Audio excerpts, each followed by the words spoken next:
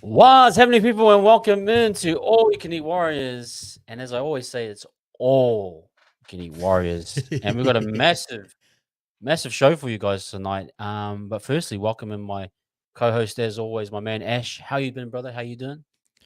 Good, my bro. Good. Just obviously, really disappointing heartbreaker over the weekend and that. But I've regrouped, run a couple of numbers. We're going to talk about it a little bit later on. But I'm also very excited for what you have planned for this show tonight. I'm sure everyone should get excited for this one because it's going to be a really, really fun one.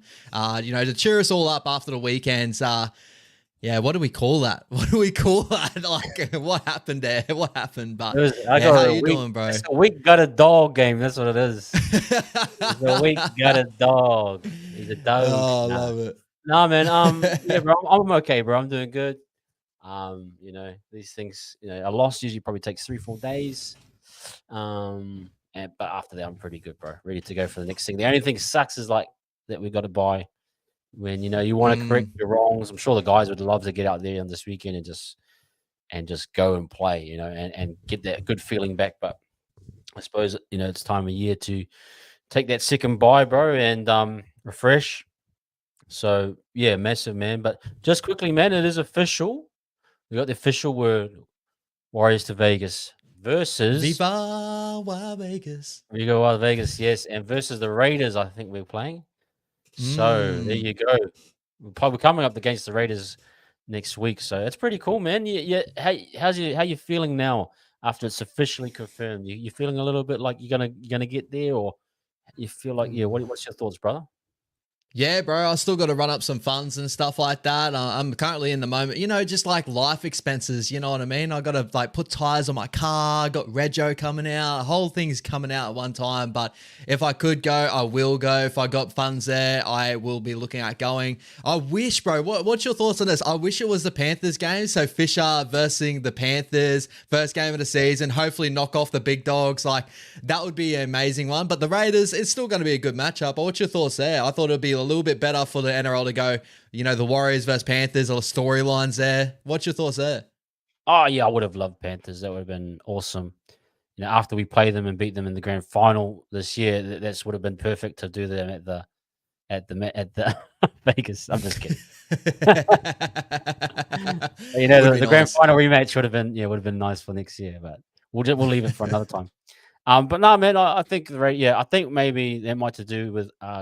I wonder if we go against the Panthers at Magic Round again because that's a home game for us. Is that right? I don't think we've got the home game this time at Vegas. So there are losses to be made, money to be lost, I suppose. Playing an away game and the cost of what it costs to get over there. So, but yeah, kind of sucks. I agree with you, bro. That would have been awesome. Panthers, definitely would have been cool. Start off the season, hopefully, the change of like Fisher Harris, Mitch Barnett together at the club, see what they brought for the first season with Fisher Harris and against like his old club that, instead to win 4 in a row now, like they're looking like one of the teams there. You got the Stormy and the Roosters like trying to fight around it, but like it'd be good to see us go up against the Panthers to start the season off and maybe go off with a cracker. You know what I mean? Bring us into the season with something amazing for us. But either way, I'm going to be happy, bro. If I go to Vegas, I am so excited because it'll be the first time and go see my favorite squad over there in Vegas would be incredible. Yeah, man. Yeah, well, they've got things coming out. Yeah, Josh actually spoke with Cameron George over the weekend, and he said that Cam said, yeah, they're going to be releasing a package, so travel package for people coming from New Zealand. So I saw on the website as well that was confirmed. So keep your eyes open and to see those packages come out. Be interested to see. I saw they have the NRL ones as well, so that'll be good to see as well what they got in store. So. Okay. Yeah, massive news. Great for the club. Again, get our brand out and all that stuff. So I'm pumped, bro. But yeah, man, let's get into this. I know we've both kind of had a good. I mean, I had about 4 hours of the watch along and full credit. Just to really break down what I thought about the game. Did a little bit with Josh today, who kind of gave me some good insights too about like. He saw a lot of body language off camera, I suppose, and acknowledging guys that we might have looked differently about, which is cool. But yeah, how are you feeling after the Bulldogs? Have you had any other thoughts about the performance? Yeah, how you feeling? Yeah, pretty much like everything I've like kind of summed up in that little video I did before. But again, yeah, like just really unfortunate. Obviously, it just hurts obviously to see that like Salmon getting a 2 to 3 game suspension, like could have been a penalty, could have won us the game. Those sort of like could-haves, would-haves. But again, like I think like as Warriors fans, it sucks that we are like, we don't want to be known as that side to be like, we're getting bashed by the referees, that sort of stuff. Like, I want to get away from that. We still had like a lot of great opportunities to win that game. And I think that's the best thing that I could take away from that is our resilience seemed to be back again. It looked like we turned a corner, whether it's too late. That's the biggest thing there too. It feels like, maybe a little bit too late. But we'll talk about that a little bit later on because our run home, it's a decent run home. We got some opportunities there. We also have an opportunity to maybe lose a couple of games on the run home as well. So we'll talk about that later. But with that game on the weekend, I couldn't be more proud of the effort. Screaming at the top of my lungs for Leka Lasima to get over, like, big moments like that. And moments, bro, that you'll like carry for the rest of your life sort of thing. And I think that's why we watched the game. We had smiles, we laughed for a second, we had heartbreak. But, if in a different universe, bro, Chanel Harris-Vida snaps that field goal and we win that game and we end up looking great run into the 8. So, but it just wasn't meant to be this year, and it just seems to be the storyline of this year. I think you've pointed out multiple times as the storyline this year seems like we've had these opportunities to win these games and we just couldn't be able to ice it, where last year we just found a way. So hopefully we get back to that soon, but we're doing it one step at a time, and it's good to see our defense was the one thing on the weekend that was absolutely incredible. Only conceded a try off an intercept and a kick. I can give away those two there.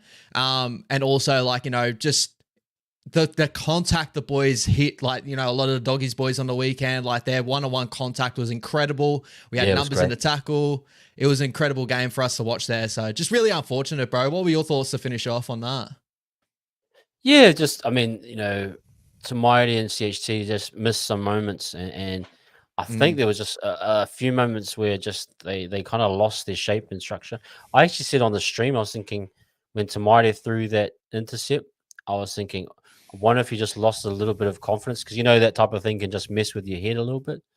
I thought he did well to kind of get back into the game, but there's definitely some sets that just sort of, they gave up on. They didn't get the full value for them. They could have got repeat pressure. They could have. There's a whole multitude. There's probably 3 or 4 of them, but it's actually not just the fifth tackle option. It's actually the setup into the sets. Like they were poor from tackle 2 to 5. It was. I think some of those sets were really wasted in terms of setting something up that was really clear and planned. Yeah.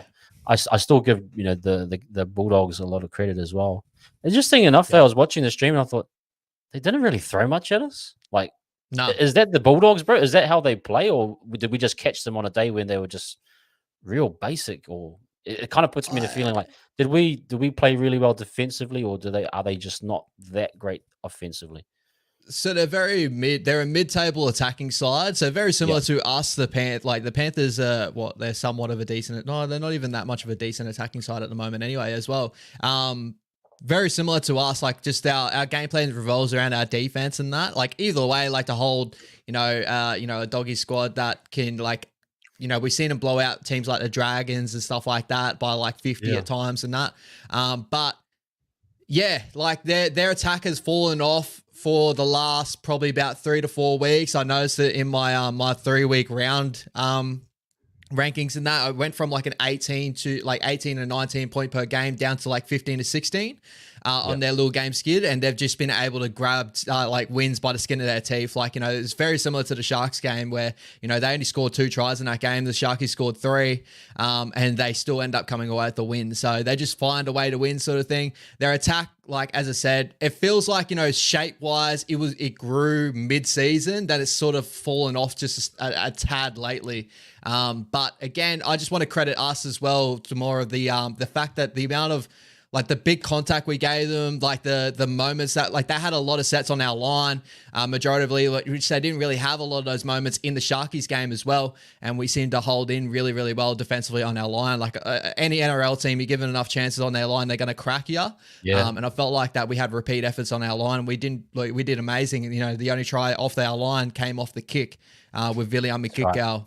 So it just, I'd say they're a mid-table attacking side, bro. So I will take that as a win for us defensively. But again, it's not the Roosters, it's not the Melbourne Storm. They're not the high-end attacking sides, those sides in the competition. So it's still wait and see with those sort of sides.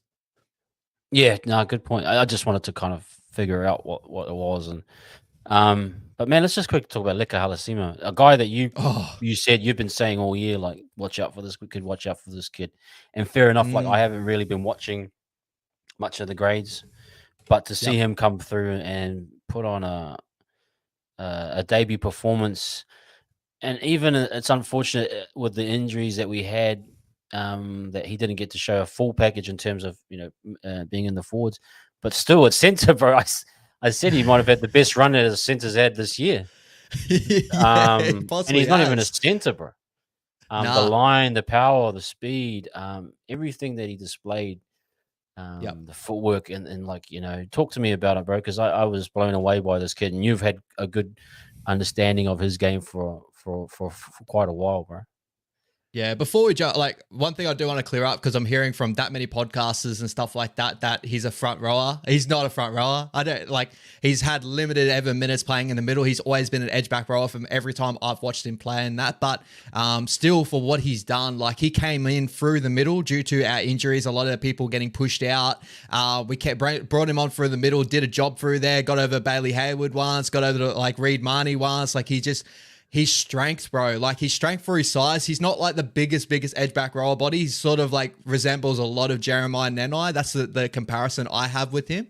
But it's his skill set that he has, his running ability. He's got a really strong running base. He bumps off people really well. Like he's averaging 144 run meters right now on Carp. Like that's incredible. Like that's like unbelievable. And I heard like a couple of stats today. Within like a 7-game period, he had like 38 tackle breaks or something like that in Cup and in SG Ball, very similar. So he's like just always had this attacking ability. He's also really great under the high ball. If you watch a lot of his highlights, bro, he's like, that's why I give him the comparison with Jeremiah Nenai. It's the first thing you pointed out is as soon as you see an edge back rower go up and take high balls like that and come down, he has the skill set of a nice flick pass and that. I'm just like Jeremiah. That's what he is. But he's got the aggression that will take him to a different level, which I think a lot of things like Jeremiah has got that a little bit, but Jeremiah sometimes can go missing in games. I feel like for every time I've seen Leka, he always goes at the game, sometimes probably a little bit too hard. And I feel like that sometimes is at his fault.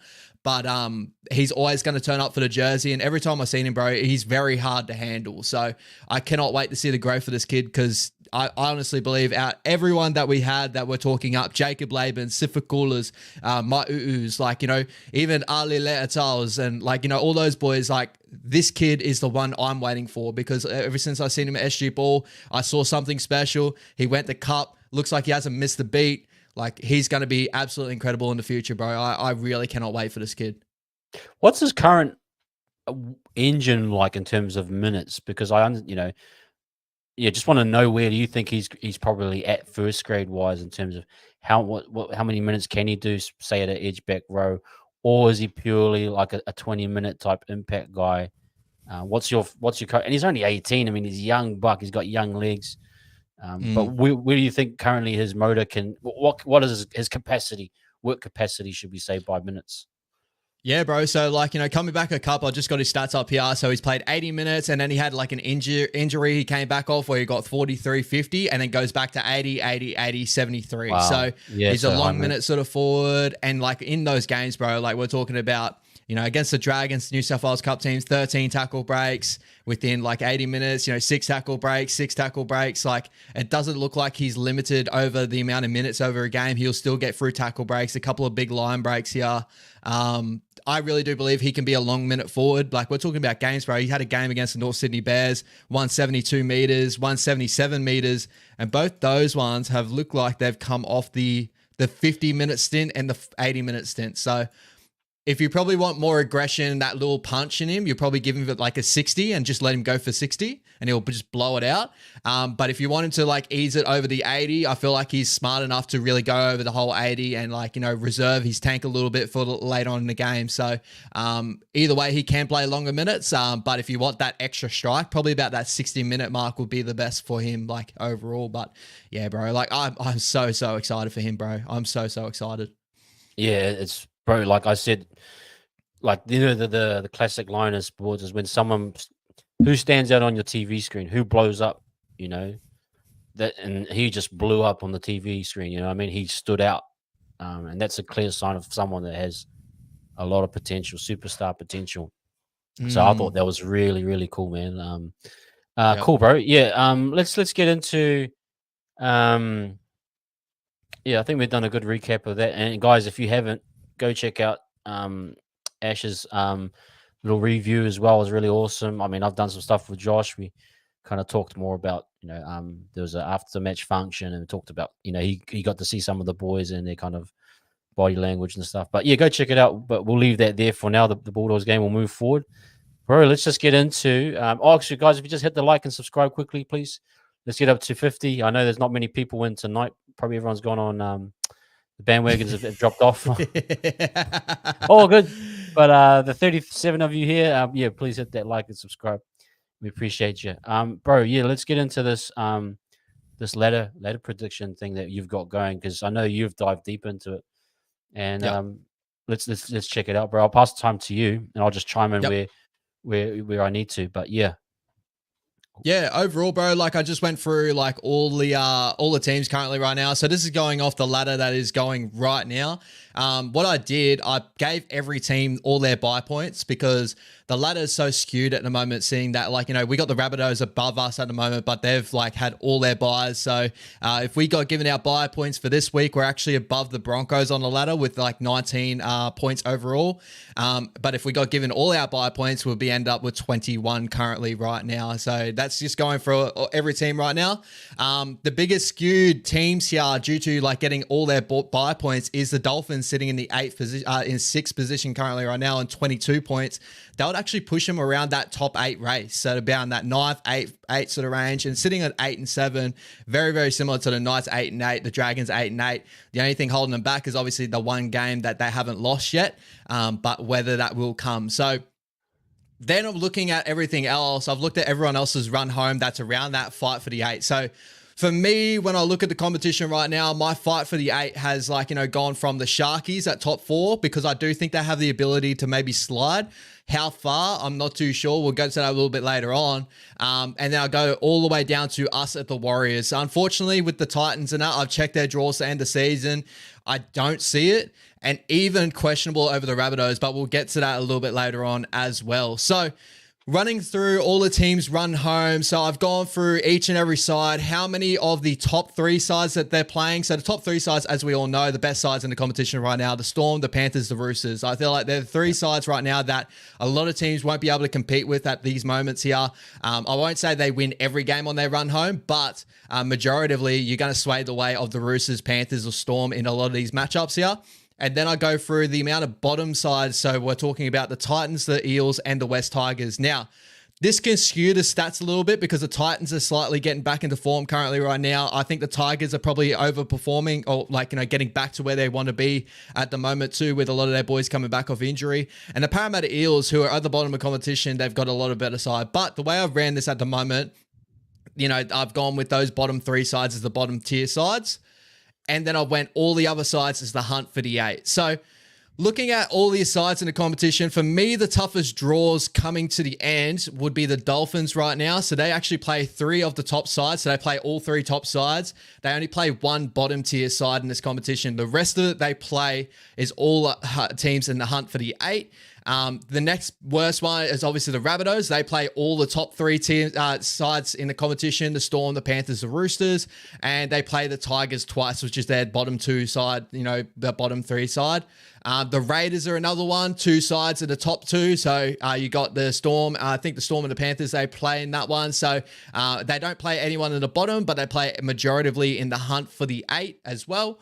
And then going on, the Dragons is another side that play twice the top sides, the Panthers and the Storm. And they only play the bottom teams twice as well. So these are sort of like things we're going with. With us as the Warriors, we actually play 2 bottom tier sides. We play the rest of them in the hunt for the 8. We don't play a top tier side for the rest of the season. So we don't play the Storm, the Panthers, or the Roosters for the rest of the season, which is a very good sign for us. And the only other team that's really with us in that one is the Sharkies. The Sharkies, they only play 2 bottom tier sides, and the rest of them is the hunt for the 8. The Doggies are another one there. They play everyone from like the race for the 8. They're not playing anyone from the top 3, and they're not playing anyone from the bottom of the competition either. So they're about 50-50 there. So now to dig a little bit deeper here, brother, I kind of went through each sort of team, their home record, their away record this year, and a couple of notable teams that I'm thinking that may be on a slide and maybe would be, on the way up. So teams that I'm looking at currently right now, I'm looking at the Doggies. So the Doggies right now, they, as everyone knows, they haven't lost a home game this season. They're 8-0 at home. Their away record is 1-7. So majority, like their away games aren't happening at the moment. They got to travel for the rest of their season. They have 3 games in Queensland and 1 game in Auckland. So 4 of their games, they're going to have to travel. And with a 1-7 record, I gave them a little bit of the lesser swing comparatively to those other sides. I know they're playing the better football, but the travel that they have to make, 3 games in Queensland, they bounce around from up north. They go down to obviously into Brisbane. They fly over to Auckland. And I think the Titans game is in between there somewhere. So a lot of traveling for them up there. The swing game for them is the Dragons game. So I gave them 4 games in this one. So 13 games they should be winning by the end of the season. So that 13 is a magical number that everyone keeps talking about. So I still had the Doggies around about the 8 position. So they stay safe there. Looking at other sides that I'm really looking at and worried about how their run home is, the Broncos are one that I'm looking at. They have a really good sort of run in general. Like, they got Melbourne in the last game, so I gave that an automatic loss at Suncorp. They don't play well against Melbourne, and at Suncorp, it's a whole different ball game. Like, Melbourne have like one of the best records against them at Suncorp Stadium. They also have a couple of big rivalry games that I gave them a little bit of a swing on either way, and they got a Doggies game at Suncorp, which could go 50-50. I gave them 6 wins in this period. That gets them to that 13-game period as well. So they just make the 8 by my standards here. The Sharkies actually stay around that 8 position right now. So they win 4 games for me. They do 2 trips to Queensland. They got the Dragons at WIN Stadium. We'll get to the Dragons a little bit later on, but they have a very good record at WIN Stadium. But they also have Manly at 4 Pines. And historically, Manly at 4 Pines is one of the toughest tests in the competition. Like, Manly play outstanding at 4 Pines, and currently they have a 6-2 record at home at 4 Pines this season. So 4 games for the Sharkies. They may go on a little bit more of a slide. The news that Nico Hines is injured for a bit. We'll have to wait and see how that goes there. Now, moving on to a couple of other ones that are around about where we are. I know a lot of people are worried about the Rabbitohs, and I just wanted to touch on the Rabbitohs a little bit. So, as I touched on before, they got a couple of big competition they got to go up against. The Panthers at Bluebet, so the Panthers at home. Tough game. So they have to win, I think, majority of their games throughout the rest of the season. I don't think they can even lose 1 game for the rest of the season. Yeah. So the Panthers game's a big one. Their last game's against the Roosters, and they got the Melbourne Storm at Accor Stadium. So those 3 losses I've gave them on their tally. So I don't really have them around fighting for the 8.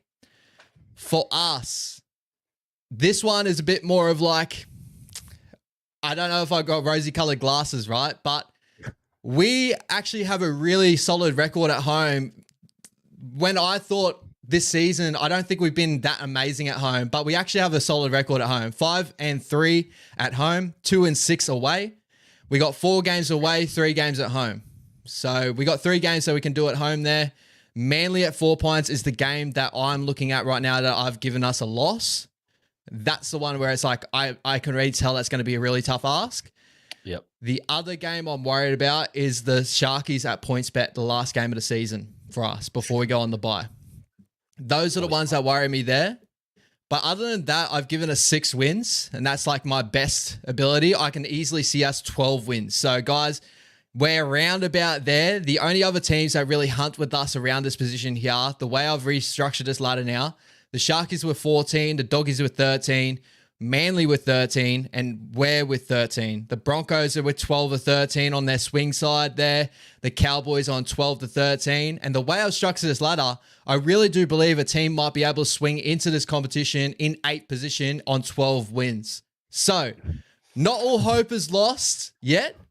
But running through a lot of these numbers, man, there's a lot of teams that are above us right now that have a very, very tough run home. And as I said, the Dolphins, the Rabbits, the Raiders, the Dragons, the Cowboys, the Broncos are the 6 big sides ahead of us that do have a really tough task ahead of them. So I think that we have a little bit of an opportunity there to sneak inside the 8. I don't want to go crazy or anything like that, guys. It has been slightly of a failure of a season. Well, I'd say to most standards, it's been a failure of a season for the season, but if the boys played the way they did over the weekend, I do have a very positive outlook on how we run to the rest of the season, brother. Wow, man, that's in depth, man. I hope you guys had your bookies. You get your TAB out, get all your bits, bro. That's you don't get that type of volume for free, bro. So straight up, Ash, bro, amazing breakdown. I just want to go heart of hearts, hand over chest, over heart. What are you feeling? We make the 8, we don't. My heart of hearts, I think that we will be right there. So 9th or 8th. Yeah. I would most likely, if you're going to go percentages, I would say we're most likely to hit the 9th position. I think that we might just miss the 8. I think that the 2 games that worry me, and as I got on the draw here, like I think that we're capable to get over the Raiders currently right now at Canberra. I do think that Jamal Fogarty's back for that game, so that sucks. But I do think that we have the ability to go over the Raiders. I think even though the Tigers have been in really good form, us bringing them to New Zealand, I like that matchup for us a lot better. The Parramatta Eels in New Zealand, again, I like that matchup for us there. The Dolphins at Suncorp, Manly at 4 Pines, and the Sharkies to end the seasons, the 3 games. So I'm like, the Dolphins at Suncorp, I think we can compete with the Dolphins. Yeah, I think we can compete with the Dolphins. Dolphins at Suncorp feels like Golden Point. I don't know why, but it just feels tight. Manly at 4 Pines. 4 points is just, that might be one game you definitely drop. I just don't see it unless they have Sharkies at points. Sharkies at point, you can get them, bro. Titans, you can get them. You can get them when they're running low, like they're super low. Like I think a lot of these teams be interesting to see how they track. Like honestly, the NRL is just ebbs and flows, bro. Oh, bro. Look at the Sharkies. They're on a couple game losing streak. They're on a real downer right now. Who knows? They might go even further. There's other teams, like Dolphins might completely fall. Who knows? I don't know, but Doggies at home, I feel confident in that one. I think there'll be a revenge one. Like I think the energy will be pumped and we'll get them. But those 3, bro. Seagulls is the one I can't believe us getting that one there. Just being honest, it's a tough. We never do well there, bro. Never. Nah, never. It's that Saturday night game too. It's always we don't do well in the night games there either. It's a Friday night, so Friday a little night. bit earlier in the week. Yeah. Our Channel 9 games aren't too bad. We actually play pretty well on a Channel 9 game. Is it Channel 9 game, is it? Or is it a Foxtel? It's the earlier one, so it's a Foxtel game. We never get the old we never get any 9 coverage anymore. The 9 game we get And surprisingly, it's on a Saturday, but it's the last game of the season against the Sharkies. It's the only 9 game we get for the rest of. Actually, no, the Canberra Raiders game Friday is a Channel 9 game. So Is that a 10 o'clock start? Yeah, it must be that's 10. Yeah. Yep, Okay. yep, yep. But as Oh, I kind see, of said I think before, we'll go like, well on Friday. Yeah. I don't know what it is. I just feel like we do well on 9 games. That's yeah, from history. as I said before, my teams I'm looking at that may push out of the 8. The Dolphins are a big one. And I know the Dolphins have been really, really hot. Like, they've been the darling of the NRL for the last couple of years, just getting into the competition. And what Wayne has done with that side is just absolutely incredible. And I think that they've been skewed with a lot of really good games to start the season. They've had a lot of good wins with, like, not the toughest of competition. They've beaten some big sides too, but like a lot of their big wins are due to like lower level competition. And again, they've had all their buys. So their points are all up the top there. They're not really supposed to be. So 22 points currently if you give them all their buy points. So, which they already have, 22 points. They're ones I'm looking at. They're going to drop out of that 8 discussion. So that leaves one mark there. The other one's the Cowboys, where they could go either way. And we just know this about the Cowboys this season, currently sitting in 8th position. If you give them all their buy points, they actually jump up to the 5th, in the competition. But on their run home, they play, the Melbourne at Townsville. They play the Broncos as a rivalry game. They have the Dogs at a core. Dogs are 8-0 at home. And then I've even put down the Tigers at Leichhardt. Like, the Tigers just turn up at Leichhardt. So they've got a really 50-50 sort of look for the rest of the season as well. But yeah, the only teams that I can see us really push from the outside here, the Broncos are a big one, especially if they get their origin stars back. But they're still like kind of a worry with their game plan at the moment. That's a really big Reynolds thing for is me. out for so long, so I think season might just fall out. Exactly. And the other one, obviously, around about there is Manly. Like, Manly seemed to be the side that we're going 50-50 with this season. Like, with that draw, like, they've got the win over us with 8 wins to 7. We've got the loss sort of record with that draw. At one point, we were both on like, same sort of points with that one draw there. And honestly, that could be a win or loss both sides there. So that could be definitely a swing point with that draw for us. Who knows? But yeah, they're the sides I'm looking at for the rest of the season. I don't think the Raiders will be able to do it. I don't think the Rabbits will be able to do it. The Dragons and Knights definitely have the opportunity to do it, but I think that they've, like, as I said before, with the top competition they got a verse for the run home, I think they might fizzle out.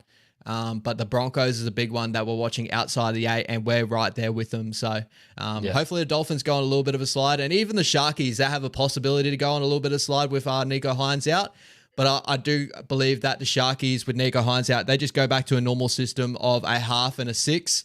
And that their system works really well like that too. So I don't know, bro. A lot of things are up in the air. This competition is so close this year. It's so so tough to predict who's going to get up on what day. And we've seen it so many times, bro. Like, we could even lose to the Raiders next week. Like, it just, you never know. I think the thing is, like, just comes down to, like, play your best footy, play your absolute best footy. And then the next part is, like, no injuries. Like, I don't know if we'll stay injury free, and we know how important some players are. Like, I feel like if Walker gets nicked up and we don't have Tohu, we lack middle attack, and so it's just really all I can ask for is the boys just to play their best footy. And that's why, honestly, I still feel, even though, like, I'm probably the same with you, I think we'll finish 9th, just being realistic. But I was happy with the performance on Saturday because I felt they gave the absolute all, and I just want that,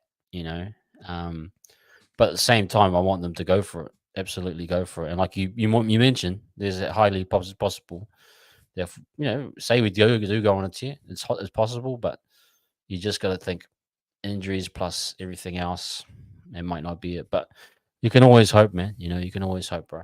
So. And I would say, like, what giving me a little bit more hope is the way we performed over the weekend. Even if you pair that up with the last couple of weeks with like, Tomato Martin and Shnaris DeVito's halves.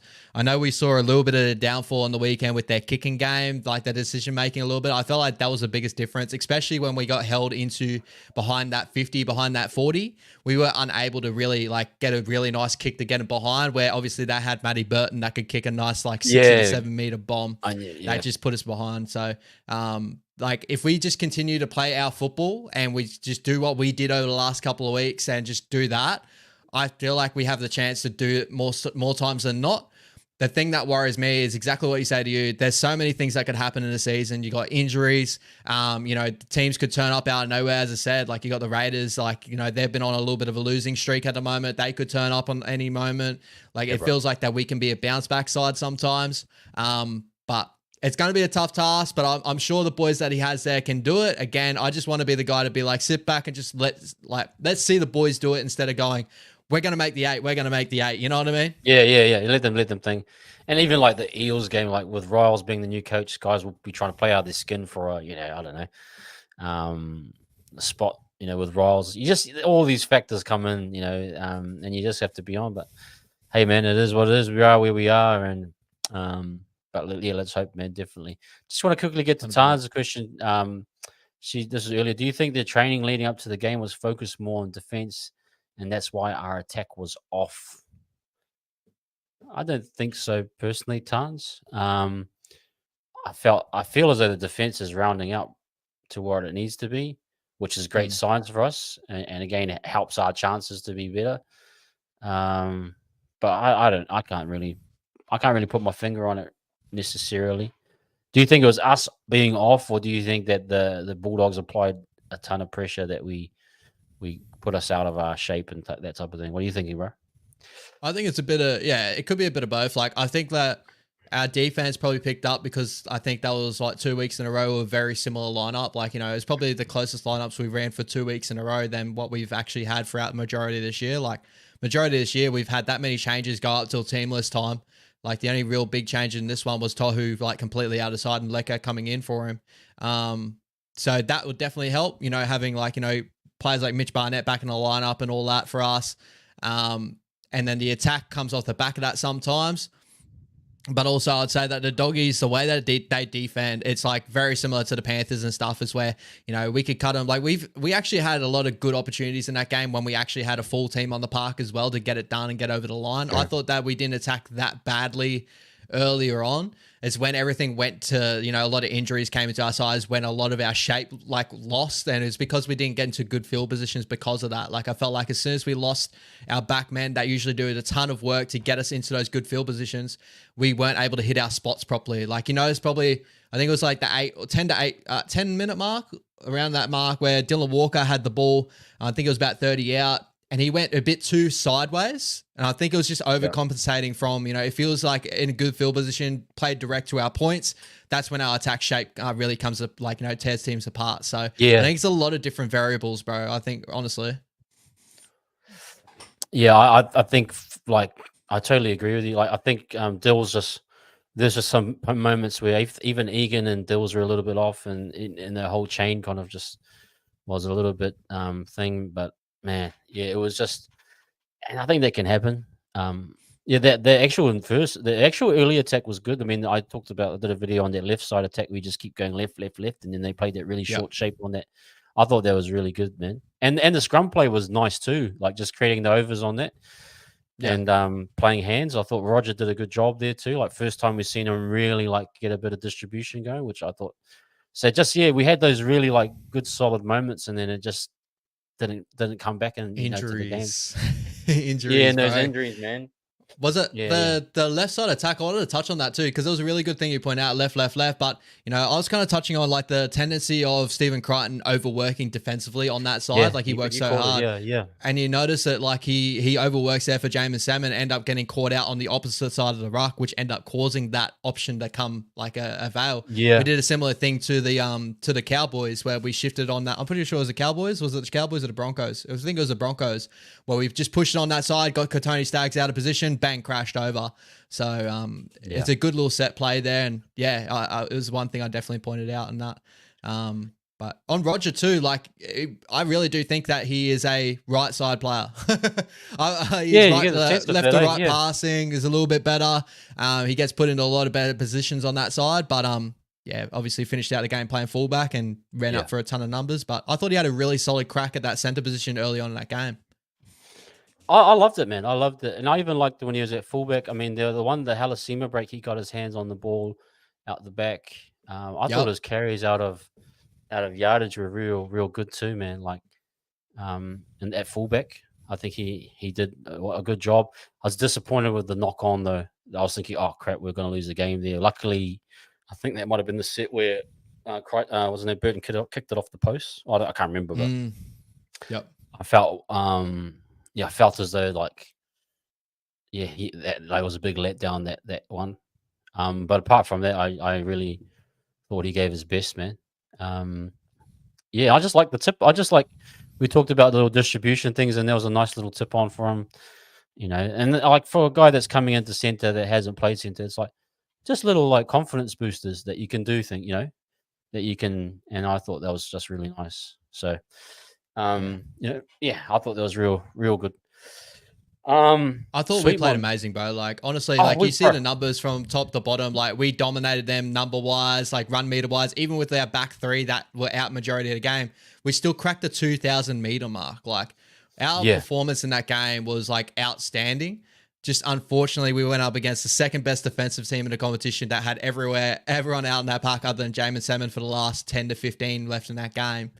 It was an incredible performance. Just unfortunate that we didn't come away with the win, and that's sports sometimes. Like it just doesn't happen it that just, way. bro. I know it was one of those games. That's like you can't do much, bro. And Nah.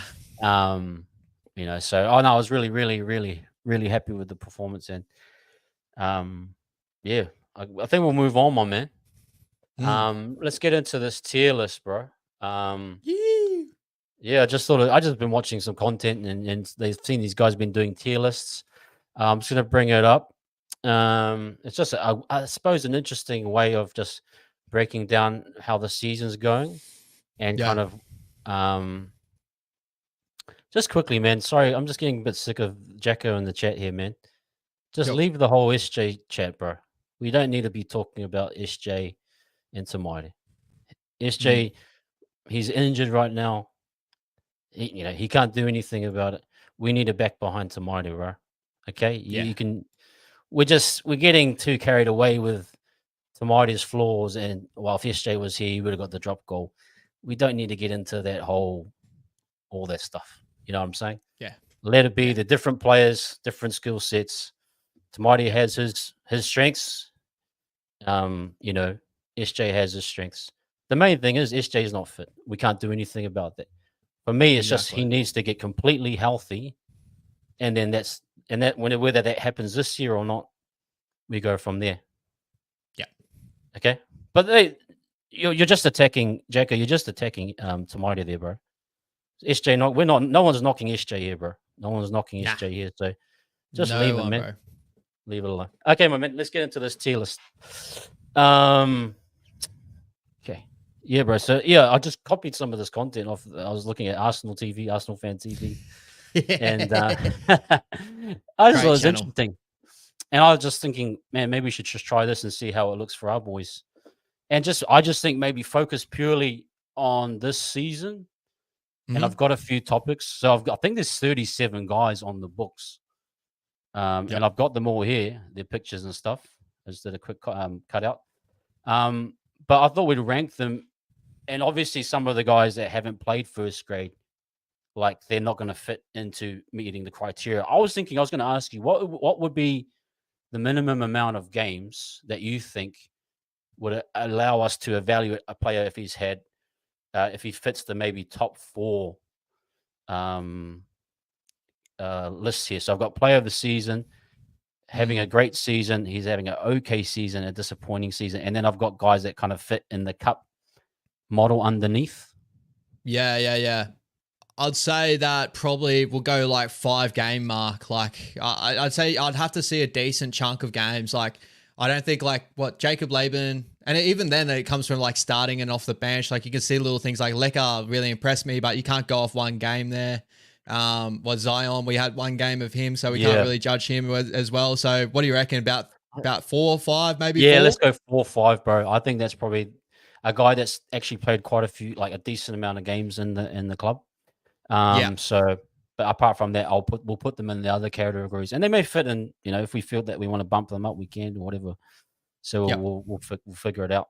Let's do player of the season, bro. And I think I Mm. want. I'm pretty adamant on this one so far. Yep. Same. Um, but I'm saying Mitchie B, man. How are you feeling about that one? Has to be, bro. Has to be. He's been absolutely incredible. And like, the big talk around us last year was Sorry, like all these players that have had a standout year, like, they've gone up a level since joining the Warriors.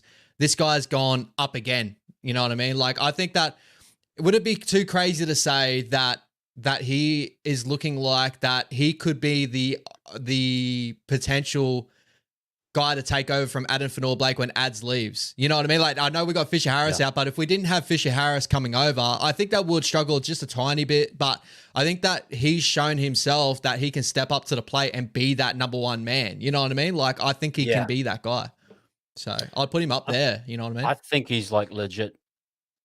Yeah, he's building his like for him. I didn't read the article, but it talked about him coming to the Warriors was for him to kind of grow up, and you can kind of Yeah. see the maturity in his game. You'd know more based on his time at the Knights, but I feel like I, he's matured and well rounded now, yep. and the performances on the field, like mate, like the you just again like talk about guys that jump out of the TV screen, bro. That guy is just lighting it up every game for me. So I'm definitely for me, he's my player of the season so far. And I think Mm-hmm. he'll carry it with with the amount of games that we got going, he should pretty much nail the Simon Mannering Yeah. um medal. He's got an But yeah, man. opportunity to push for forward of the year too. I really do believe that. I believe he's got a really good opportunity to do that. I know like standout players like Fisher Harris has been great all this season and stuff like that. But I think Mitch Barnett should have a case there because he's just putting up some like godly numbers at the moment and really dragging our side back to where we want to be again. So all credit to him. Yeah, man. No, absolutely. Let's go now. Do we think anyone else is in that tier right now?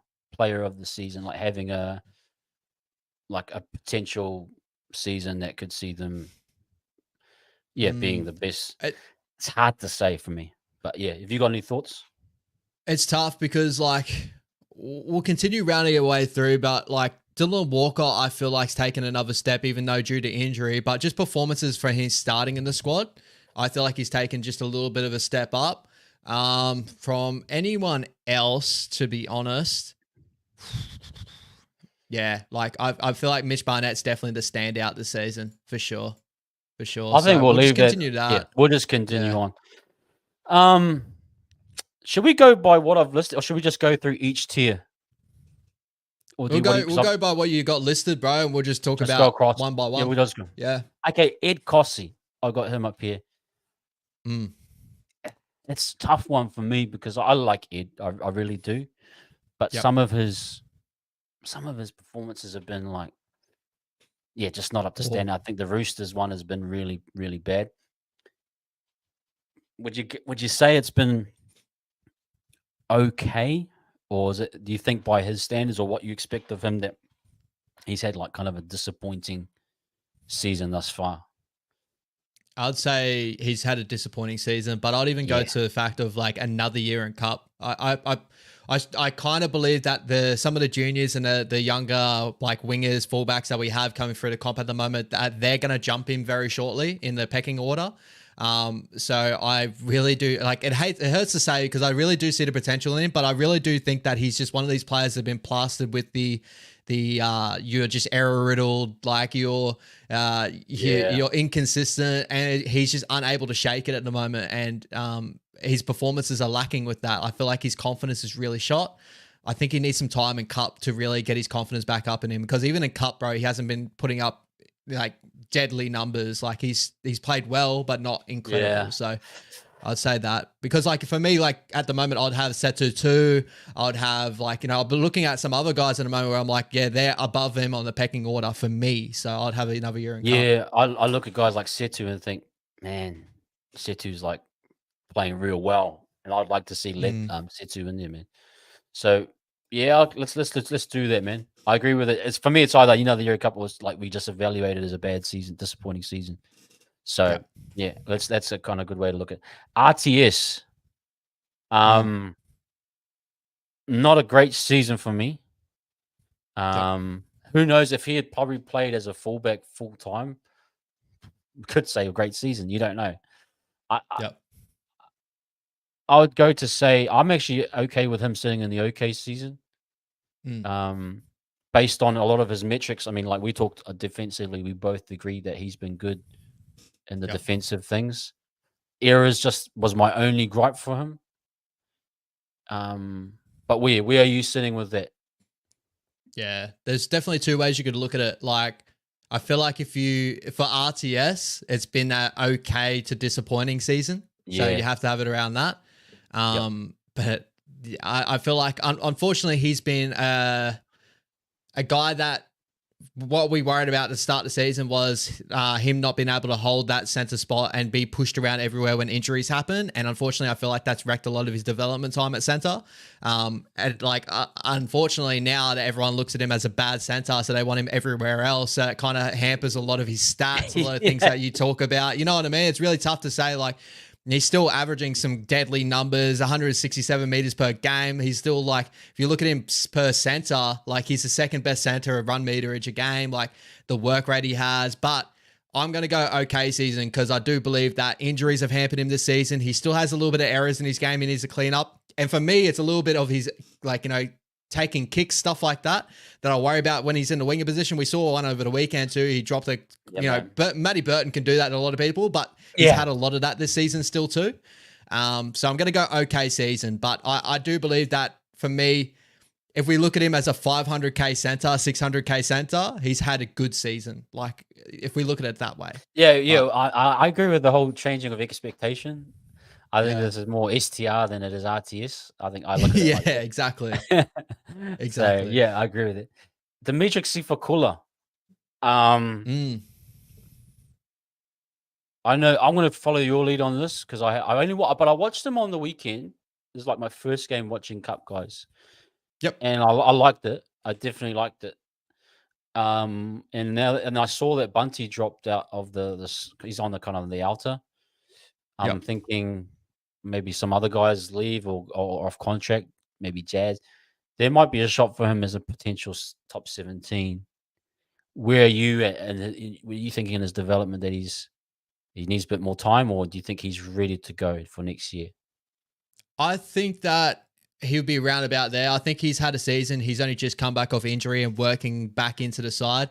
I think it's been noted a couple of times now. He looks bigger. Like he just looks bigger this season too. Like he's obviously putting on a little bit more muscle mass to play in the middle is what we've been playing him. We've been playing him front row and cup.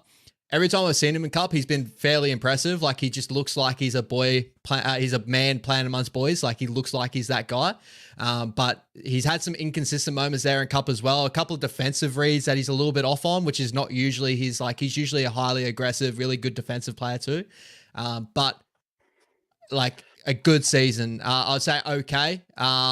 Because injuries have hampered him this season, but like he's got the potential to go up to great season next season or even upwards of that. So I reckon he can get potential 17 for 2025. That's cool, man. And that's yeah. I think he just needs to play the rest of the season well, and Mm, then I know he's put on a bit of size. Is he a middle forward now? Are you feeling like he's a legit yeah. middle forward? Yeah. Yeah. Yeah. Middle front row, bro. And again, like we were talking top 17, I'd say that he would probably just get a 17 role. Like out of everyone else in cup, like even Lecker, I think that Lecker will probably take a little bit more time before we see consistent first grade out of him as well. True. I think that Sifikula's body, like his body mass, his experience around, I think he'll have the first proper shot out of all the younger boys that we have, even though Lecker killed over the weekend. I think he's the one that's like right there to be our top, 17 player. Yep. Okay, Adam Pompey. Um, I'm tempted to give him a great season because I'm adding in the elements of his goal kicking has been huge for us. Mm, Um, The only letdown for me, he's still having those issues with kind of catching those crossfield bombs. Mm. It's kind of a dead zone for him and not a strong suit of his, kind of going up and contesting. But apart from that, he's been really, really good. And based on his, I suppose, yeah, his level and what he's been able to achieve, I'd say he might be sneaking into the great season range. Yep. Where are you feeling, man? I would agree. I'll probably add into like, the fans' thoughts on Adam Pompey the start the season. Was he wasn't going to get anywhere past like close to the starting squad. And now Yeah. he seems like he's won a starting, gig at the moment in that left side center role. So for me, that's just a great start to start with. Like he's really changed a lot of people's thoughts around Adam Pompey. Again, he still has some of the deficiencies that he's had last year. Like, defensively, he gets beat on the outside by speedier opponents, stuff like that. But he's a solid center, and I feel like he's stepped up in a couple of areas. I feel like he's again, as you touched on, his goal kicking looks like really impressive. I didn't think he had that really in him, but he's really worked on that. So I'm going to go, he's definitely stepped up. Great season for me. Yeah, I'm going great season. Pretty happy with how he's gone. Okay, Chanel Harris to Vita. It's kind of weird because the games that he has been involved in, he's got a few tries. Mainly support play tries. Again, hasn't start of the season he was playing as a utility. He played some lock minutes. He kind of played in games at times where we were on the losing end, and he's coming in on the 70th minute, and then now he's had some games at half where I think the run with him and Tomato has been really, really good. And it's hard to really nail it. Would you say okay, or would you say in the great echelon? I can't think really say what it is right now. Yeah, I think it's like, well, if we look at him as a player that's come back off a year layoff to come into the side that we all thought, like I honestly thought that he's going to be playing cup during this whole year, but the way the injuries have went, he's had to fill in a lot of positions here. Interchange wise, he's been incredible for us. But when he's got our starting lineup, he's 3-1, in our starting six role. So he's been really, Yeah. really good there. He had to fill in there, obviously in the Knights game, make that 4-1. You know what I mean? He played majority of that Knights game there, and we got the win against the Knights earlier in the season. So I feel like he's been great there, and he's just proven that our system cannot be run with 2 sevens. It only can be run with, a 7 that controls the game and a 6 that plays off the back of that. And I think he does that role really, really well. He had a couple of moments, obviously last week. Last week the takes a no-look few pass. yeah. Like, come on, Chanel. I know you have that in you, brother, but come on, Chanel. But He's feeling he's a himself, solid player. Yeah, he's a solid player, bro. I would say okay to great season. I wouldn't push back to okay. But for me, coming back a year off layoff, and I think he's had a really solid, great season for me. Yeah, I'll put him in the great season just for again, I feel if he'd played a 6 from the start, he would have been good. Yeah. If he, yeah, I feel like, and come based off his like what's happened with him, coming in, like this was a guy that was expected to play cup the whole year. That was the word everyone was sharing. So he's come in and done a really good job, barring the no look. So I think that takes a few points off of him. Ali Leatoa, again, a guy that's only played one game. But definitely for me, he's top 17. Yeah. Moving in Potential. and just he's definitely one of our centers next year. If not coming, barring injuries, he might get a run pretty quick. So, saw he's just made his way back on Saturday. So yeah, I think he was blowing on Saturday too, bro. He was blowing. Yeah, There was a couple of he moments was there that playing, the doggies caught him out. But when we know he's full healthy and that, he's stepped up to first grade and he's been incredible there too. So he's the reason why a lot of people want him there in that center position. So potential 17 for me for sure. Yeah, potential 17. I love him, man. He's freaking hell. If you got like what Halasima and Alatoa on the one edge, the speed and power of those two together, sheesh, that would be incredible. Insane. Okay, Ben Farr, a guy I haven't really watched much of him. I watched him on Saturday and didn't really do much for me. I'd say another year in cup based. I've only watched him for one game, but I don't see his potential as being super high. I might be wrong on that. Mm. Where do you see him fitting, at least for He's next? up and down for me, bro. Like I go back to I never saw the proper potential either in him. Every time I've seen him step up into like big like trials and stuff like that, he's had errors in him and that. But I've seen some games in him with Cup. Like if you watch Cup consistently, he can be like one of our best players. Like he can take, like he's got tackle break ability. Like he's a really good runner of the football. We can play in multiple different positions and he'll do a job there. But he's had these games where he just has like 3 or 4 errors in his game. He needs to clean that part of his game on. Yeah. I think another year in Cup, but I wouldn't be surprised if he can grow into a player that we can use in multiple different positions. I don't know if he'll be able to crack first grade, like especially with Tuapiki in that fullback position there. That's still waiting in the wings. But he's impressed me in a couple of games this year. That's changed my thoughts around him a tiny bit, but I still kind of look at him as fairly inconsistent, and I just don't see a first grader in him just yet. Yeah, I agree, bro. Yeah, I mean, Yeah. again, yeah, I'd say the same. Okay, C and K. Where are you? I'll go second on this one, but yeah, where do you see C and K at?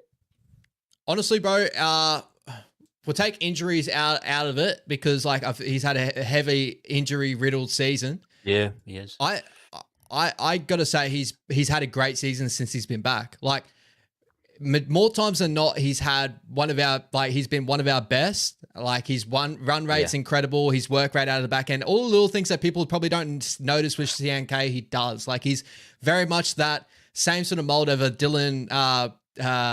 What's his name? Panthers fullback. Why does his name escape me right now? Everyone knows Dylan Edwards. That's the man. He's our Dylan Edwards, just like not Dylan Edwards. That makes sense. Like Dylan Edwards is a little bit further along now because he's had all the ability. He's a Blues player. Even though CNK's Kiwi fullback, he's incredible.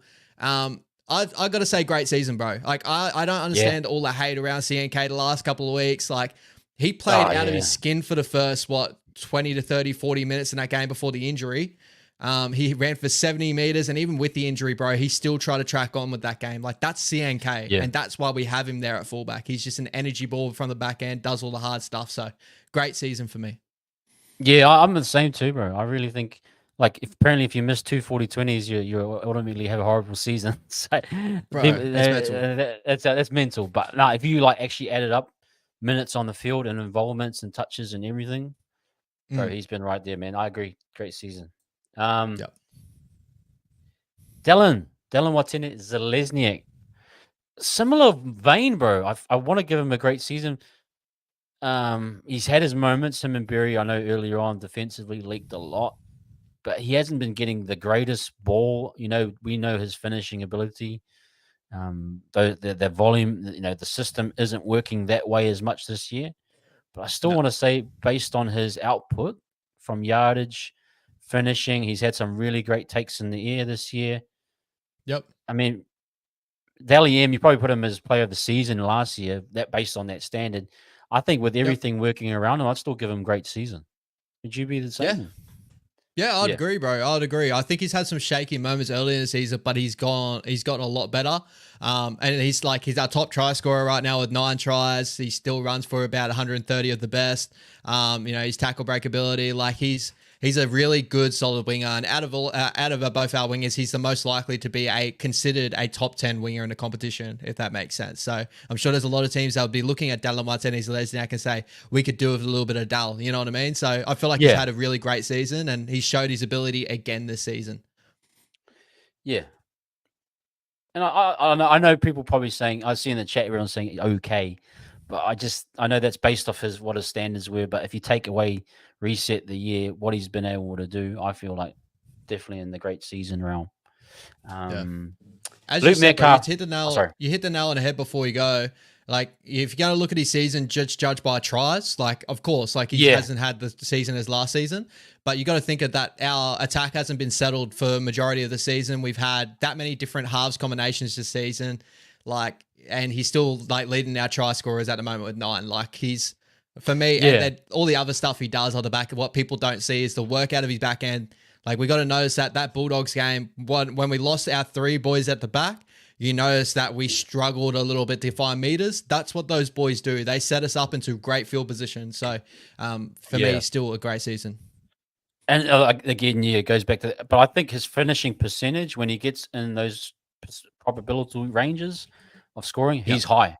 Like I still think he's doing world class finishes. So it just goes back to he's a victim of the system that he hasn't been getting the ball as much. But I still based on that. Metcalf again, we won't really mark him. I think where should we put him? I would say put him in okay, we'll put him in okay. Yeah, put him in okay because he did play what 4 or 5 games. Yeah, before he got injured, and he was pretty good. And he was pretty good in that. He was outstanding for me. I've rewatched those 4 or 5 games that many times because I've always felt like there's been a changing point in our season from the early part of the season. And he is one of our standouts to start the season. He was incredible. He looked bigger. He was running better.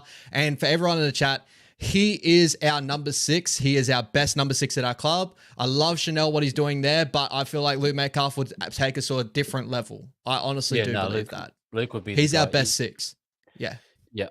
No, absolutely. Okay, we'll leave him there for now. Marcelo Montoya. I know he had his little dip. For whatever reason, I'm trying to remember. I don't know. I don't feel like it was as bad as Dallins was. I don't know. I can't remember. But at the same time, he's come back strong after that game he got dropped. Like to the point where he's been rock solid. Like if he stayed on the field, I felt as though we'd get over the line. I feel like that. Too. So I'm going to give him great season. I feel, and I think his finishing's gotten better as well. He's been getting a lot more good ball. He's had good involvements. The only gripe was the Melbourne sin bin. That's probably one. You know, there are some brain fart moments, but apart from that, I'd say, yeah. What do you think? Would you say okay? Because I would say that. Even though I defended him for majority of the season, it's mainly because of the experience of what he can do and like all the little things he does do, like, you know, the work rate out of his back end, that sort of stuff. But I can't hide the fact that he was definitely one of our most error-riddled players. No, I'm thinking now those errors have been.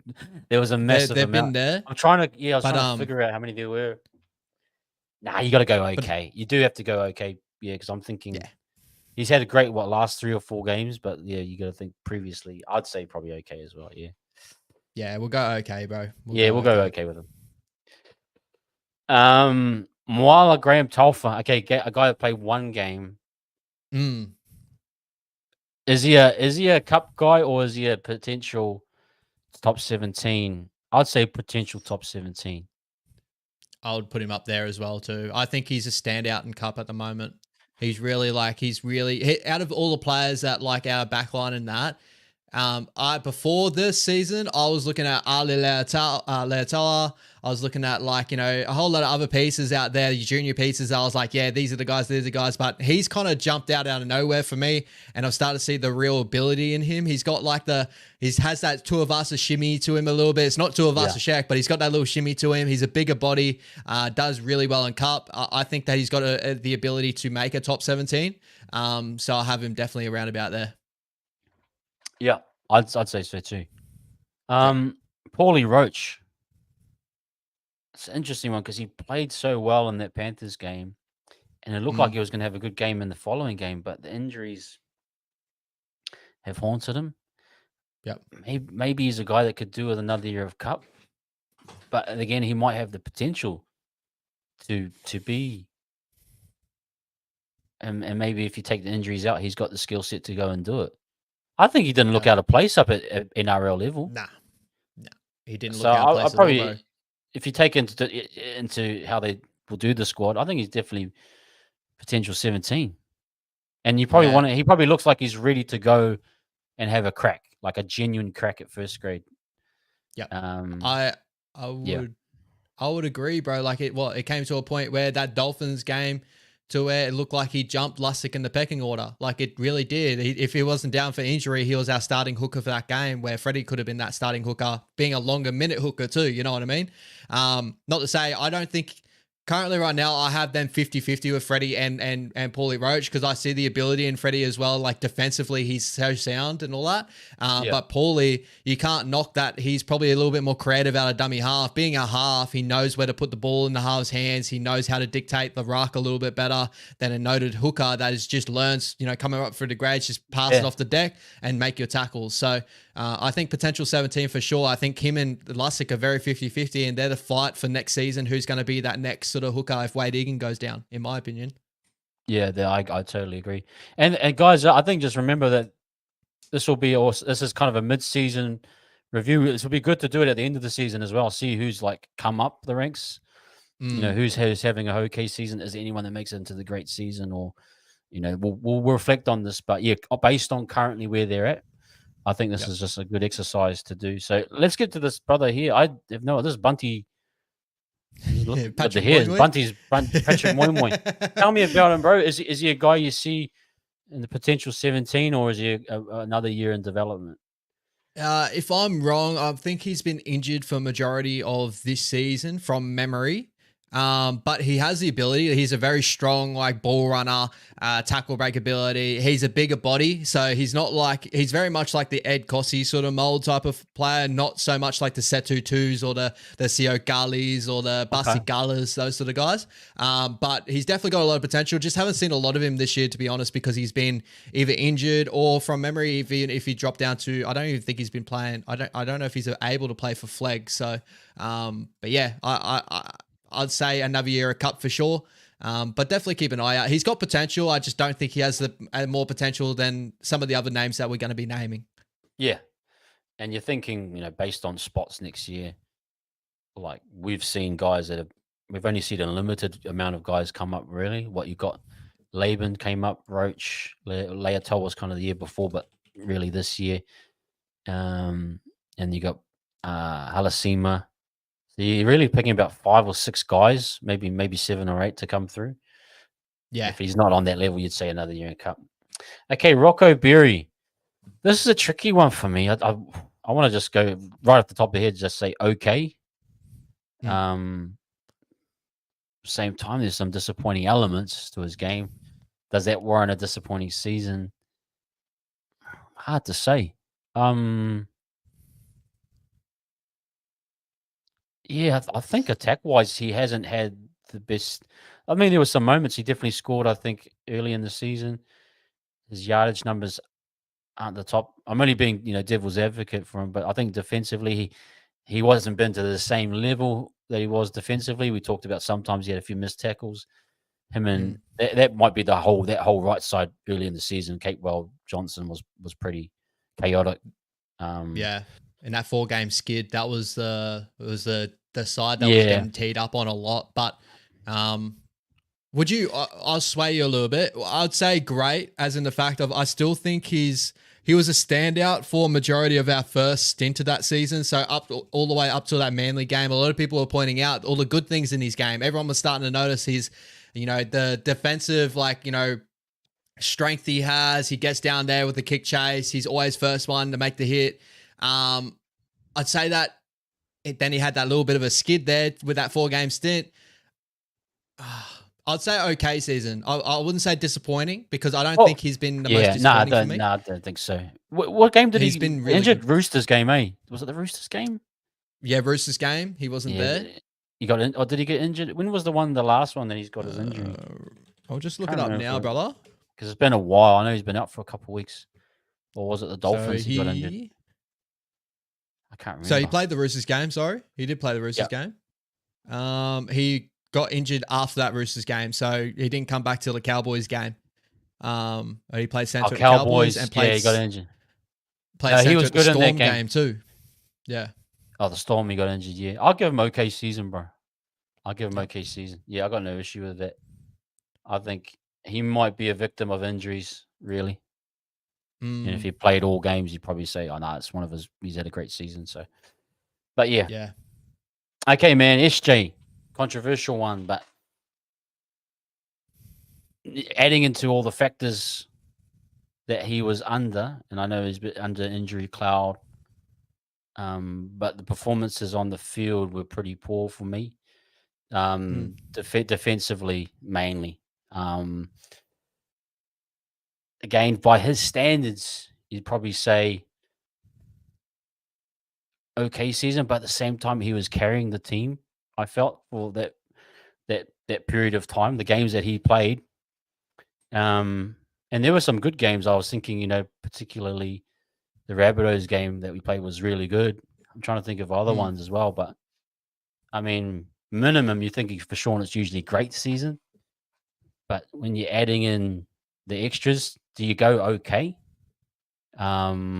It's really, yeah, it's a tough one for me because for me, he is our best half, but by his standards and based on the understanding that he was injured, I didn't like that element because I think that's unfair on him that he got put in that situation, or that he put himself in this situation, because I think that's ultimately had a big impact. But would you even go disappointing? Where are you at, bro? I'm definitely in the okay.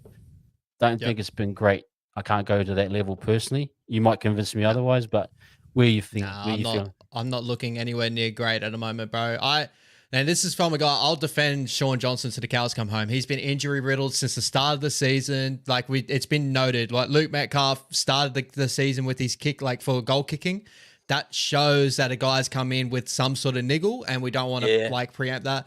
And then that Manly game was a big change where, I think he scored one of the tries, didn't he, or whatever. People pointed out that he had a tweak, and that's where it was like, okay. So then it just all went downhill from there.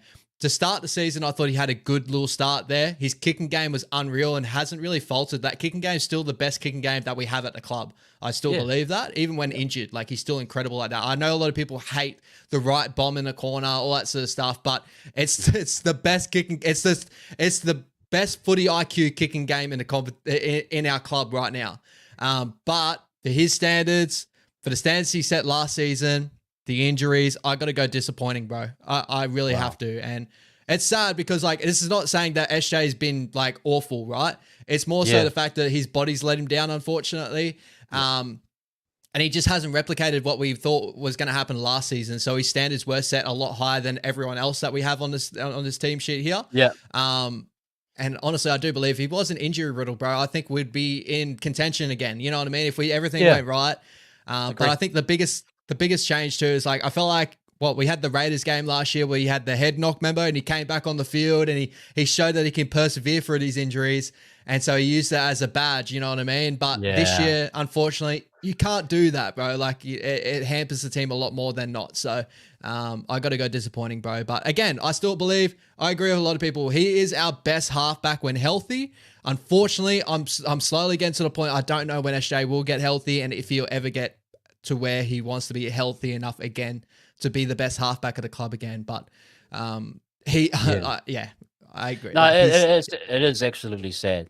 And again, I'll go, we talked about this. This was the year for it with this current squad, to make that run. And it's just a shame that we haven't, seen it. And I think, Webby or even Sean himself wanted to push through and make it happen. And probably that's why, the performances weren't the greatest. And I don't know if he forced them or they, at the end of the day, they agreed that they could get through it, but the body spoke otherwise, And honestly, for me, it's like at the end of the day, if if Sean is, you can tell me Sean is completely healthy next week, he starts for me. I'm taking him. There's nothing I'm not trying to even compare him to Marty, and I've said about them as different players. I just need him to be completely healthy. And if it's in the first week of finals and Sean rocks up, bro, chuck him in. He can get. He's the main guy. And so for me, it's just a travesty about that whole situation. But it is what it is, and you got to call it. Say it's disappointing, bro. Yeah, not fair call. For me, this season deserves context. Just in general, as a Warriors fan, I think there's a lot of context to the season. Injuries have hampered us. Plus, we've figured out a couple of things about our system. We've learnt that we can't run a 7 with another 7. You know what I mean? We got to run it with a 7 with a 6. You know what I mean? And a lot of teams are like that. So this is the context of the season. We've learned a lot. We got to put a full strength side that not willing to play through injuries. We've got to play a healthy side, and the system works. So unfortunately, Shawnee's just the show of that. If I really do think that if he was slightly healthier than what he is now and playing with a genuine 6, he'd be looking a lot better than what he had before with Tamati Martin in that 6 role. But again, it's been disappointing from his standards, in my opinion. Absolutely, man. No, absolutely. And yeah, it's a no-brainer for me. Like as soon as he comes back, it's like him and CHT. Tamati, bro, you Yep. might just have to sit it out till next year, or even he might look at a contract. That's just the nature of the business, So that's sometimes how it works. But I agree, bro. Tane Tuopiki.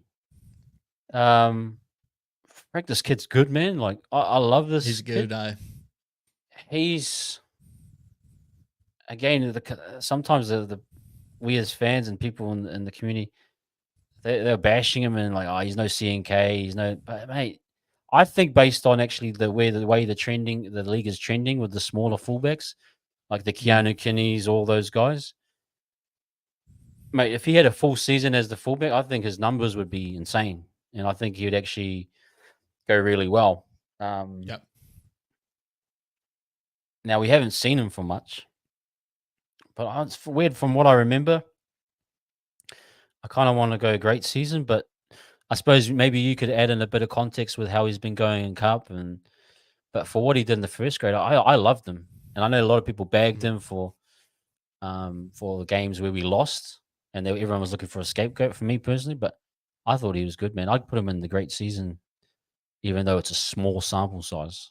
Yeah. Yep. What did you say? I agree with you, bro. I agree. I think he's had a great season. Even when he drops back to Cup, he's one of the big standouts in Cup. Like he just looks untouchable in some moments. There was a game a couple of weeks ago. He scored back-to-back try. It was a Raiders game actually, and it was like the Raiders couldn't touch him. Like he's incredible. And the way I look at Tane Tuopiki, and this is my biggest respect to him. I know everyone loves RTS and they want RTS a fullback and all that, but for me on my depth chart, if CNK goes down, I want Tane Tuopiki at fullback. That's my opinion. Like I agree. I think that he can do that, and I think Roger can fill into a wing or a center position and do a job there. And like Tane Tuopiki would do a job to fill in that position. That's the amount of raps I do have over Tane Tuopiki. So I think he's gotten to that level now. He's got the same he's got good playmaking ability, all that sort of stuff. He's growing, but he reminds me of Jaden Campbell. He reminds me of those sort of players. Probably a little bit before Jaden Campbell with the gone like development wise. But he has the ability to go that far, in my opinion. Yeah, bro. I definitely think this guy's the future, and I'm same with you, bro. I think he's second on the depth chart.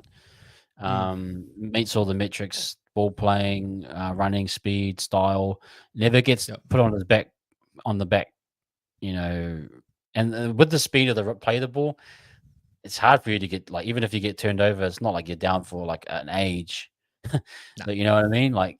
It's probably in the earlier kind of, the 2010s, early 2010s, or even the last decade, probably wouldn't suit. Definitely would have got belted. But the 6 game kind of opened up a lot of the. It's actually, guys, if you haven't checked out the Ice and Foz interview, I really enjoyed that. And they're talking about like Keanu Kinney types and like that. The game's just a lot quicker now that those guys have found a place. So I think he's really in that mold. But he's smart, bro. Like he's a smart footy player for me. Like that's the main thing. And he plays with heart. Like he goes into the line. Yes, he finds the creases, but he plays with absolute heart. So I'm definitely going to give him a great season. I actually want to see him come in. I do want to see him come in, even at the Raiders. I think that'd be a great opportunity for him. And I'm going to say, the chapters in his development, bro, like when we first saw him, I did think that him in contact, like first grade contact, which is normal. I thought that he was very similar to probably like Jaden Campbell early on when he first came. It was like, he's a smaller body. I feel like he got monstered at a couple of moments in that Titans game. He played well out of his skin. Like he kept coming. It was kind of like Chevy Stewart when he first played in the Raiders. Like he got monstered a lot from the Broncos, but he kept coming. So that was the first thing. I was like, all right, he's got the energy. This year, I feel like he's stepped up to where he learned how to take contact better, and now he's pushing through contact. And I've seen a lot of the good things out of him there. So even for a smaller body, he gets his body in the right shape and right technique to get over top of people. the next ability is to do the playmaking stuff he does in Cup and add that to first grade. Because even the start of this year, when we saw that him out the back plays, looked okay, but sometimes he was out of position in moments. He's got a nice 3-on-2 that he has yet to really go in first grade. That's the next level he needs to step up to. And I think he can take that level because he's just absolutely tearing it apart in Cup. Yeah, man. I definitely agree. Okay, this brother here, I don't know who he is. Sorry, guys, I'm not the greatest Cup guy. I don't really have time to do the lower levels. But tell me about this young man. I can barely see him. And anyone see this guy? Sorry, guys. It honestly looks like Lecker a little bit, but is Lecker a little bit later on? Yeah, that's the brother there. Can you see him? Did anyone see him? A little bit. I can't really. Oh, it could be Iramira. It could be. I could be talking about my ass. Yeah, if it's Iramira, he plays a lot of like second row to center for us in Cup. He can play off the bench as well. He's got a lot of ability out there. I'd say another year in Cup, for sure. Like, I don't think he's up to like, first grade standard yet. Probably a little while away from that, but solid player in Cup. Iramira. Yep, I think that's him. Okay, what position Eddie is Iramira? Edge back rower. He's been pushed to the center. Okay. Yep. So when like we have centers go down, he'll push out to a center. And then I'm gonna look him up. I don't even know if it is him, but if it is him, I think it is him. Yeah. It probably sounds about right. Okay. Oh yeah, it is. Whilst us just saying in the chat, Eddie Iramira Toyava. Okay. Yep. Good little player. Good little player. And is he young though? Is he just a young guy? I think he's like 25. I just had him up just then. Eddie Iramira. He is doesn't have his age, so I'm not too sure. Guys in the chat, let me know. But I think he's another player that's been in a development for a little while, but COVID has pushed him out a little bit. But good player, solid player. Yeah. Okay, my man, Tamaiti Martin. I've got him in the great season range. I think once he's settled as the actual 7, he's had a pretty good season. I know his numbers pretty good too, like 12 try assists. And I think previously that I know he played a lot of 5'8", after Metcalf came in, and obviously we're clear now that it didn't really work with Sean, but I think his general game has been pretty good. I think defensively for me, he's just really rock solid. I love that part of his game. But I think based on where he was tracking previously, I think even his progression from last year as a 5'8" to now as a genuine half option, I probably got to give him in the great season range for sure. Where you sitting at, bro? I agree, bro. And I just had to double check on that because, yeah, you're right. Like the amount of try assists he's laid on with his short period at, playing halfback, like he's had an incredible little stint at halfback. Like obviously his inability of his kicking game, like long kicking games, the only thing he really needs to work on. Yeah. And a little bit of like decisiveness, but he's a gunslinger. He's willing to play the system properly, run first, play out the back, that sort of stuff. He is the 5th best in the competition right now with try assists, and he's only played at 7 for a little part of the season. Before that, I think he had 2 try assists before that period. So within like a 4-game period, he's jumped up to top 5 in try assists. So that's how good he's had, playing for our 7 in the Warriors. Yeah. No, definitely give him that. Okay, AFB. This is a tricky one because if you take the off-field issues away, on the actual field, he's been legit good. Yeah, I got to give him great season. If you just take out the not coming to this teamless song, all of that stuff. do you want to add that in, or do you? Suppose sometimes behavior on the field has impact, but you can't take that away off from him as a player. It's all the little things for me. It's like I feel like he's had a great season as an individual stats wise, but as a team player this season, he's had an okay season, like maybe swaying towards disappointing. Like it's when the team goes down, it's when we go behind the sticks, and that is when you start to see him push himself away from the group and say, well, all that, like I feel like he takes his own performance a little bit too hardly sometimes and that. But Yeah. when we go bad, like that Titans game, bro, I just can't get it out of my head. The amount of times that he could have covered in so many positions, he just chose not to. Like, that's why I'd put him as okay. But if you go statistically from the majority of the season, he's been great. Like, when we've been playing well, he's like one of our best players. That's the thing. He's always been that. But when we don't play well, he's been honestly one of our worst players, in my opinion. Yeah, I totally agree with you. I mean, I got to give him great. Yeah. Essentially, it's funny because I'll just want to have a quick break from this, but I'll just talk.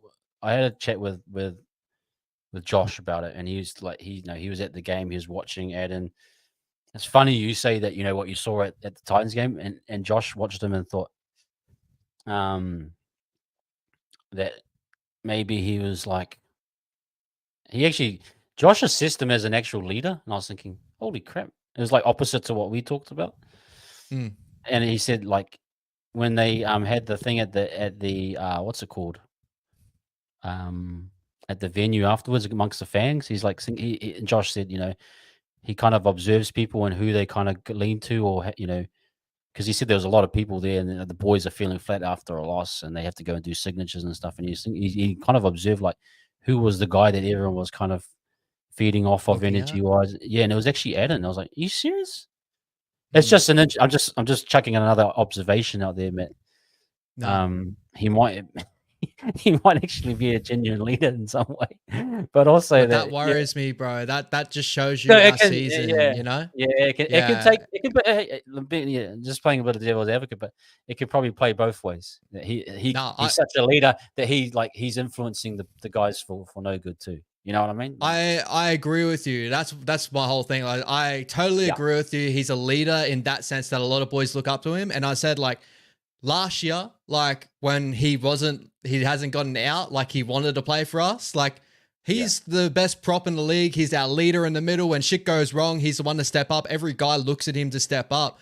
I feel like that's majority of what's going on with this season. You know what I mean? When like shit went bad, we looked at him as leadership, and unfortunately he's got 1 foot outside the door. So unfortunately he's not carried that same leadership as we wanted. But ever since the Titans game, it seems like he stepped up in that area back again. Like even noticing Leka Hadasima, like Leka was like looking up to him a lot of times when the camera was on, like maybe after the game or even before the game, bro, when he saw it inside the sheds. Like Leka was so close to Adam Fanor-Blake. And it shows that, like, that's the thing is, like, when you look at our season, bro, like, there's no doubt that we've had a poor season to our standard. That's 100%, right? And that's why I say there's context to the season. We've had a big story that we didn't think was going to hit us as hard as what it did, but we got a guy that's supposedly our leader from the last how many years of COVID, out of COVID, that's just left us. And as soon as, like, shit's going wrong, he just left us on a football field too, you know? And he's trying to get himself back to that. Yeah, I actually think if you're adding in that context, and I think we're bumping up Mitch Barnett because of that leadership role into like also player of the season. So you probably say that AFB loses a few points based off of that part of the game as well, being leadership. So if you are in leadership, that plays a big role, I suppose. And maybe you probably go okay season, but the numbers are like the numbers are solid. The numbers are saying different, right? Yeah. But let's go okay. I'm actually quite happy to drop them down. I know people, it's in that middle range, but I'm fine to put them in okay. Like, it just felt like for the majority of the season, bro, we've lacked leadership. You know what I mean? When shit went wrong, we lacked a player to sit us down and go, nah. And the way we've changed is when Mitch Barnett has seemed to take that leadership role. And he's gone up and said, nah, this is what we're doing. And that's why I'm excited. Unfortunately, like, Ads is going to be a massive loss stat-wise for us. But Fisher's showing that he's doing that similar stat-wise thing. But when he comes to the club, he's a consistent mindset, if that makes sense, where I feel like Ads is a fluctuation mindset. Like, Ads can be high or he could be really low. Where I feel like Fish is always like, you're doing this. Mitch Barnett, you're always on this, right? Like, that's just my opinion on Adam. Is like, I love Adam Fanor-Blake. I think him as a football player is one of the best props, like, in the competition, maybe the best prop in the competition, right? With Payne Haas. But we're talking about leadership and leaders. For me, this season, he totally lost that. And it's due to I feel like he has just a fluctuation of mindset where he didn't have that before, where he was, he was in New Zealand, like he was in New Zealand. He's got his family here now. He was like all happy to be in New Zealand. Ever since he's gotten out of New Zealand, I feel like his leadership has dropped a little bit. It's good to see that he's slightly changing that back again, because I did notice in that Doggies game, he was really, really solid for us in the middle. That Titans game where it looked like everything was going wrong, I felt like there was a lot going on behind the scenes. The leadership dropped significantly for me. So that's just my thoughts on it. I don't think Fish will do that for us. No, I agree. Fish is. I know for a fact. I think Fish is coming in. And he's like, I'm gonna take the thing to a next level. I'm gonna take this a couple run steps up, and you better be ready type thing. That's the vibe I'm getting from Fish anyway. So, yeah. Okay, let's go to Freddie Lussick. Freddie's been okay for me. I can't. Yeah, I agree. Just a straight okay. Yep. Yeah. Move on. Sorry, he's still got developing. He's still got developing to do, for sure. But like, I don't think he's done anything horrendously wrong when he's been in our lineup. He hasn't done anything. And he hasn't done anything incredibly like out of nowhere. But like, he's still a young hooker. Like, that's the thing. Is like, the best notable, like, he's pretty much like Wade Egan when he first came to the club. Like, I don't think he'll ever have the skill set of Wade Egan, like the ruck deception and stuff like that of Wade Egan. But like, very similar. Like, when Wade Egan first came to the club, I didn't see any of the ruck deception. All I saw was 4th, 5th tackle. No one's doing anything. I'll try and dart from dummy half. That's what I saw over him. But he's changed that completely. Where Freddie's still got to grow into what he is. So yeah, definitely improving right now. Improving. Okay, I think this kid down here, is it Etuate Fuka? Is that the one? He looks like the kid that I don't know. Yeah. Yep. Is he another year of cup, or is he like, what is he, a hooker? I've heard a Fuka. Yeah, we haven't seen a lot of him, bro, to be honest. Like, we got Aloha and Talfa at the moment in cup, and then when we're going through the other grades, there's a lot of other guys that really stepped up, like the Harold Matz kid with Kawhi, what's his name, end up leaving us to the Doggies. Peterson. Yeah. He was really, really good. But out of all of them, I'm not too sure if he's carrying an injury or whatever. I heard there was a lot of good things out of him in hooker, but I haven't seen a lot out of him, to be honest. So another year in cup for me. Yep, we'll go safe with that. Another year in cup. Oh, sorry. Yep, move that over. Okay, Jacko Ford. Okay season. Yeah. It's Agreed. just been okay. Yeah. Agreed. I feel like he bursted on the scene for us last season, and like he's leveled off. He showed that he's leveled off a ton. He's kind of like plateaued, and we're starting to see, like, I think he is the level what he is right now. He's a high work rate, going to do a lot of work for us, but he'll probably never have that error get out of his game or those sort of little things. But he's a good football player. I just don't think he's ever going to be a tremendous football player, if that makes sense. So, okay season. Yeah, I agree. I totally agree. Buntia 4. This is a tricky one because I know it seems as though he's been dropped out of the top 17 or top 23, whatever you want to call it. Yep. Would you call that disappointing? But in the same sense, I thought he was good in those games that he came in. He actually had a decent influence over the games that he played. But Webby's maybe gone off him. Is that what you're interpreting, or is it kind of? Yeah, what's your thoughts on him? I'm not too sure. I think like it's wild because it's one of the first years, like, there was a period where I thought Bunty was absolutely incredible. I think it was the 2017, 2018, 2019 seasons or whatever. A lot of people were like, this guy is unbelievable because he runs hard, all that sort of stuff. Then after that, he kind of plateaued for me, where I was like, I just don't know if he'll hit another level. Like, I think he just does what he does. But then I found the love for that, you know what I mean? In the last couple of seasons, especially when Anton came on and be like, this is what he does. And I started pointing out all the little things he does in his game. And I fell in love with that a little bit. But I think we're coming to a point now where a lot of our juniors and stuff have got maybe just a little bit of the extra step. And I think he's ended up becoming a leadership role. Like, we're seeing him a lot more in cup now to try and like maybe give experience a bit more. I'll say okay season, like, you know what I mean? But I do think he's going to be our cup leader, if that makes sense. Like a guy so another year in cup, pretty much. It may be, but like he's been really good for us when he's been up, bro. Like I really, no, he has. I would keep him, but Yeah. Yeah, I'd I say gotta say, okay season. okay season. Yeah, he hasn't again a guy that hasn't done anything wrong. Nah. Like based, like that kind of, you know, hasn't done anything wrong. But yeah, okay, okay, we're down to single lines now. Laban, Mm. I think he's in the for a young guy. He's in the definitely in the okay season. Hasn't lit the thing on fire, but we sitting with him. Or it could be great season based on like coming up and playing games type thing, or is it like based on first grade standard? He's been okay. Yeah.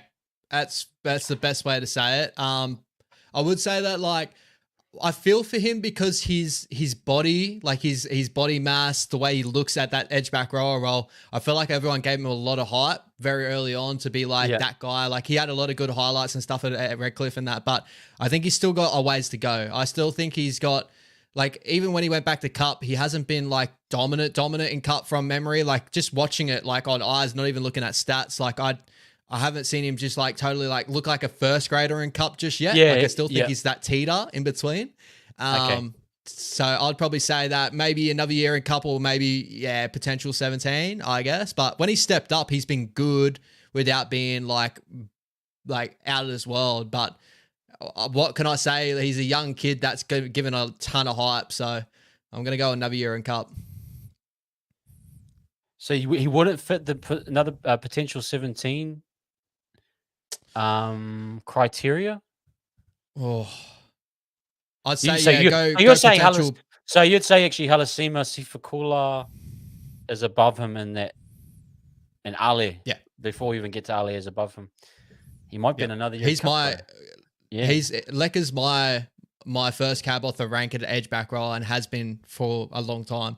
But put him in potential 17 because I believe that like we're talking hierarchy. I think that he's around about there, but I wouldn't be surprised if he's the yeah, one guy I worry about that he's going to end up getting a lot of tags around him of being inconsistent or something not going right in the game. He's going to have that tag on him. He's going to be another Egg Gossy for me. Like he has a ton of potential, but I feel like the hype and all that around him may hurt him a lot more than what it will like make him better. That's just my honest opinion on him.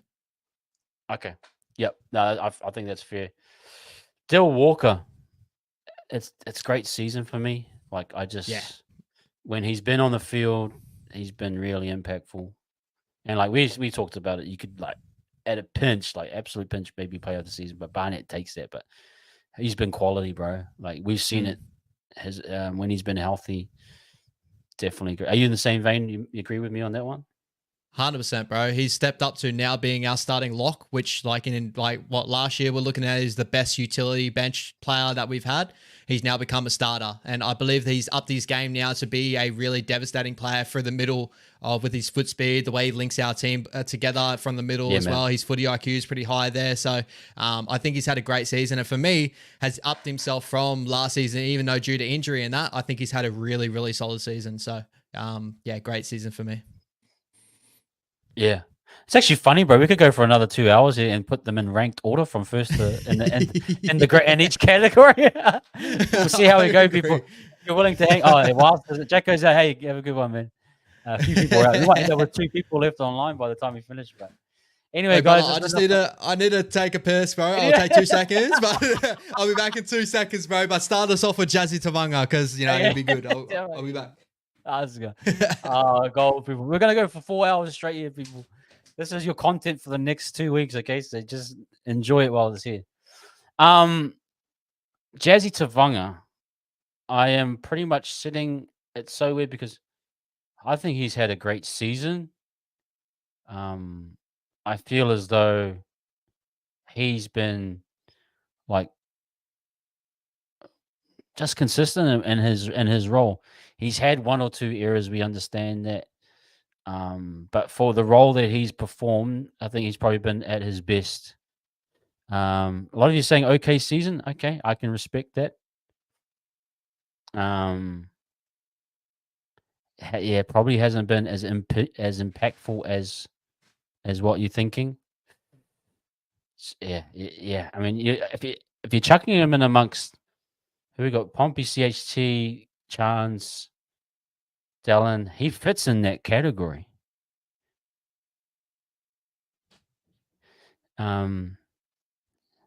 So yeah, I'm really. I want to wait to hear what the thing says, but it's interesting, really interesting. Oh. Okay, my man. We're back, baby. Yes. So I've for Jazzy, I've gone kind of in the great season. People in the chat saying okay season. People are giving their reasons for that. I thought his run of games has been pretty good based on what he's been able to do.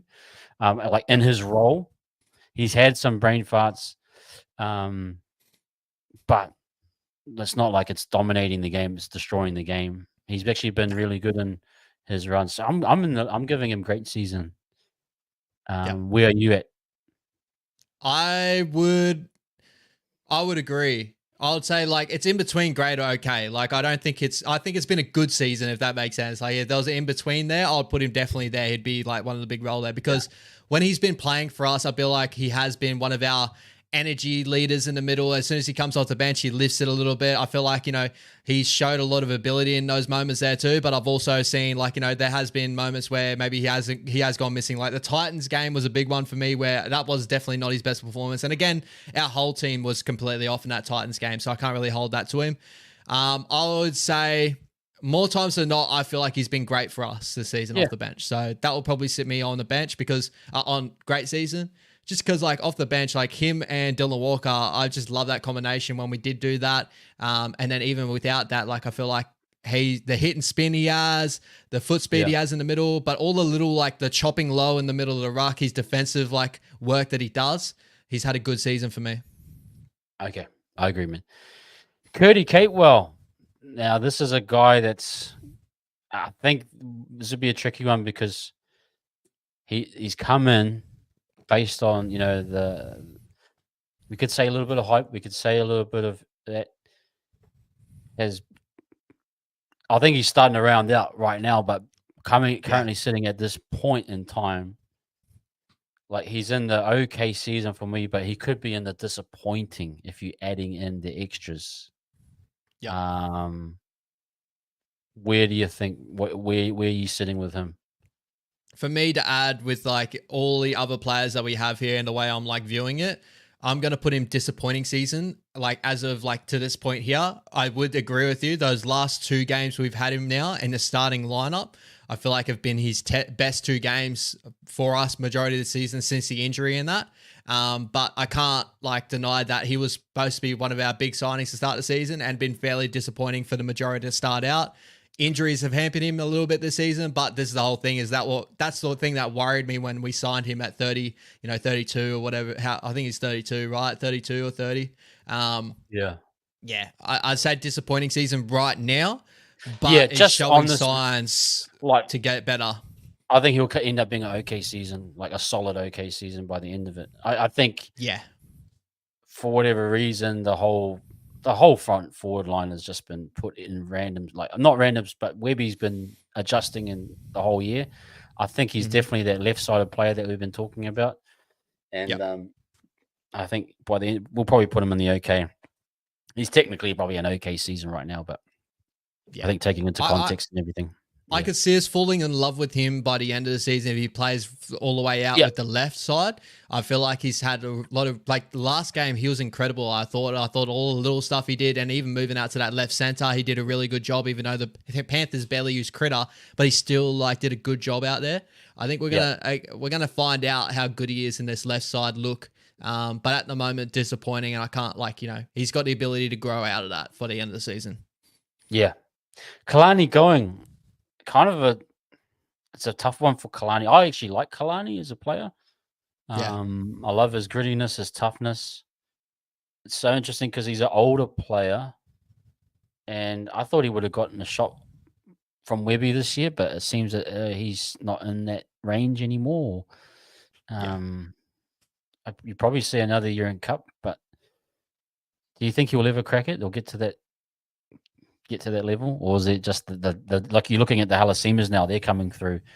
The Super Coolers are starting to win potentially win out spots. Laban's in there now consistently. Is he just not going to Yeah. get there, unfortunately? I agree with you. Like in pretty much all those points, bro. Like he's a really good, solid player. He looked like a player that we could run for a decent chunk of the season, and he wouldn't be amazing, but he wouldn't be bad either. He'd be very, very solid. But I do think that it's probably another year of cup, and unfortunately, I don't think I could see him cracking first grade with maybe some of the pieces that are stepping up for us currently right now. It would probably need to be a decent injury toll before we start seeing Kalani going again, unfortunately. Yeah. Yeah. Okay, my man, Leka Halasima. It's weird because I think we might look at him if he plays the rest of the games this season. He'd technically Yep. qualify in the range of like what Tane Tuopiki's played in terms of games Yep. wise. And we're saying Tane had a great season. Yep. But because he's only played one game, I'm going to definitely put him in potential top 17. Like, but by the end of the thing, he might be ranking in as having a great season if we agree that he's played the minimum amount of games. What do you think, bro? Agreed, bro. Agreed. And again, like as I said in the video too, guys, I don't go crazy on Webby if he's not in the team list next week, because like he's 18. He could still like play SG ball. Like it's hectic how old he is and like performance he gets in. If we're looking at cup form, guys, if you're talking about cup, I think he's been one of our standouts. Like, he's been absolutely incredible. Every time I've seen him in cup, he's a breakout type of player. But yeah, at the moment, one game in first grade, potential 17 for sure.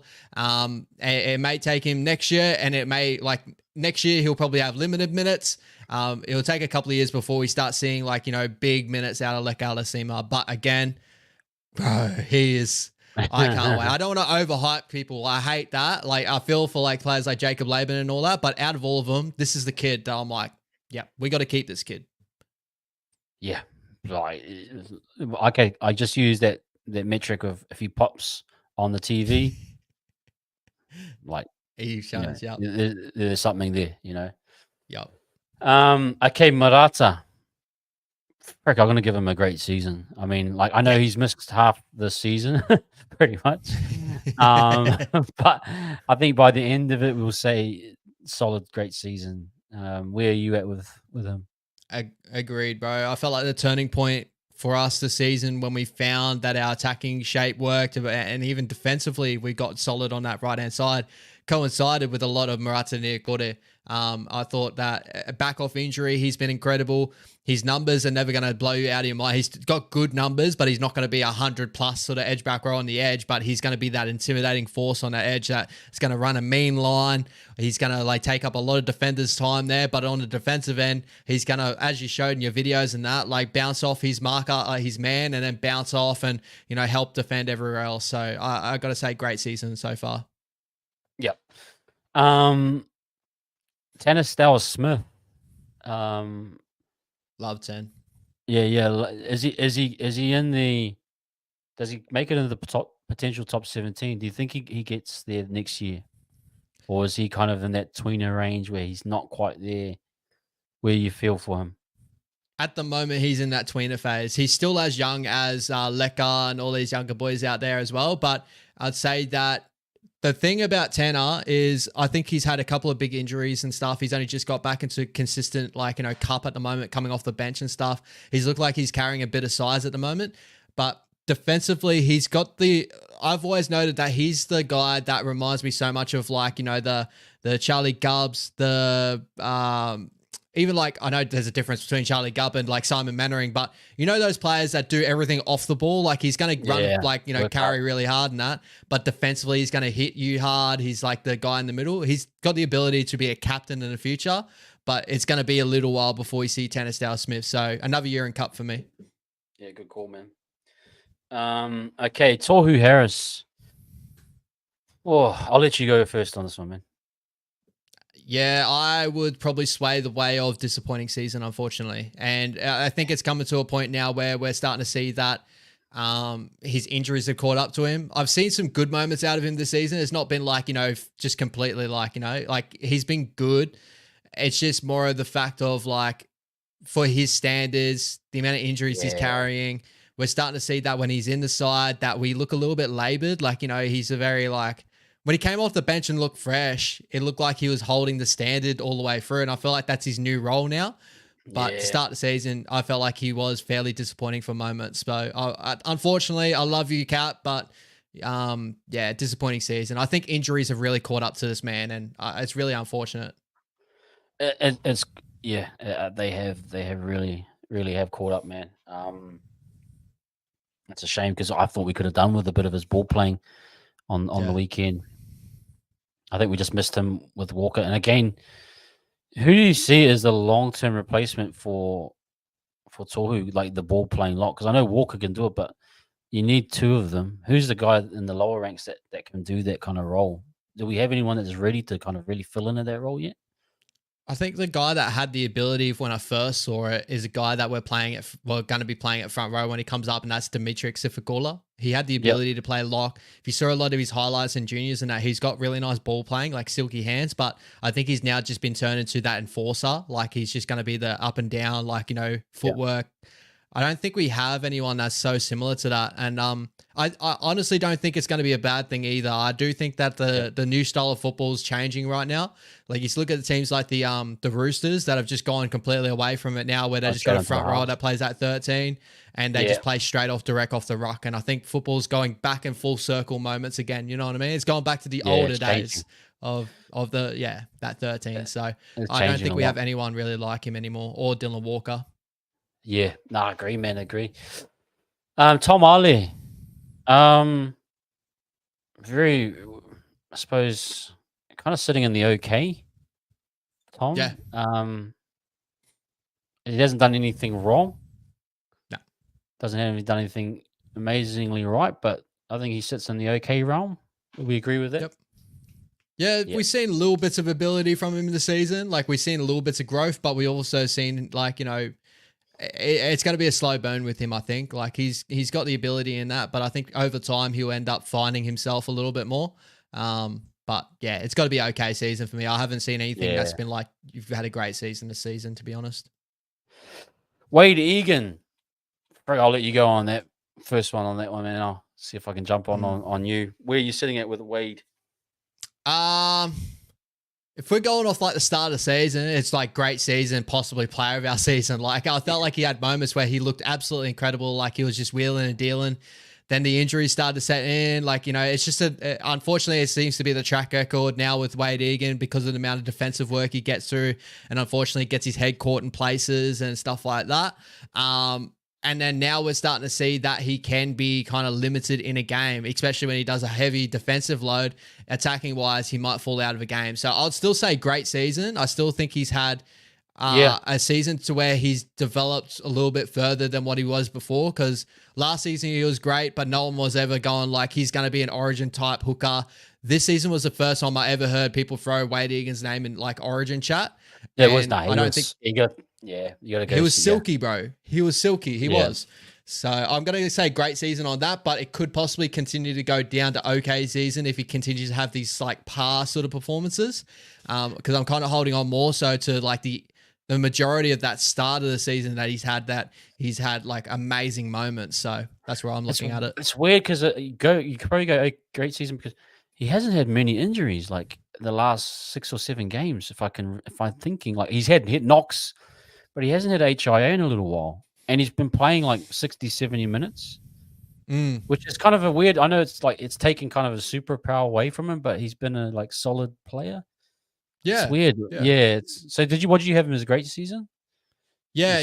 Because if I look at it, more times than not, when we win, I think he's one of our best. Like he's probably our top 5 best. But there's been a lot of times this season where like teams have limited him, and there is a reason why they've done that. Just run a shitload of traffic at him.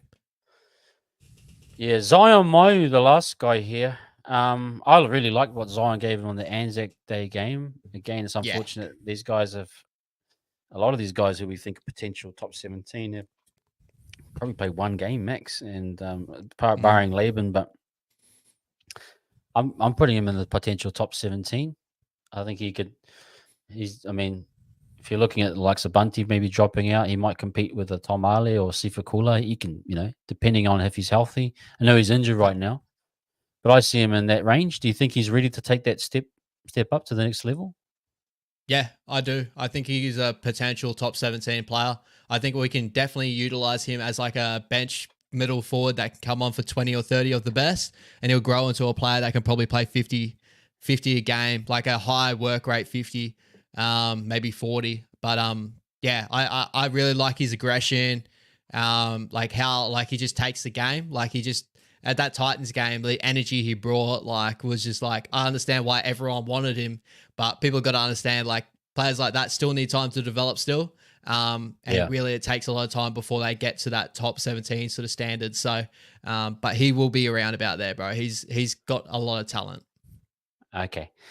Awesome, man. Well, I think we're going to keep going. Now, baby, I know my wife's watching the stream. Now, if I Mm, get a knock on the door, that means wrap it up, finish it up. it's over.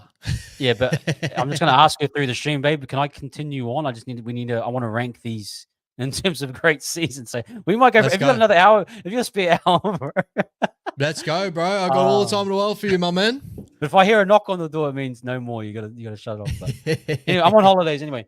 Okay, so play of the season, Barney by a country mile. Let's just Yep. quickly, let's go back to and let's reflect on last season. And Mhm. look at the guys in the disappointing seasons, Tohu and Sean. It's Yep. so reflective of how the season's gone that those two have had disappointing seasons. Yep.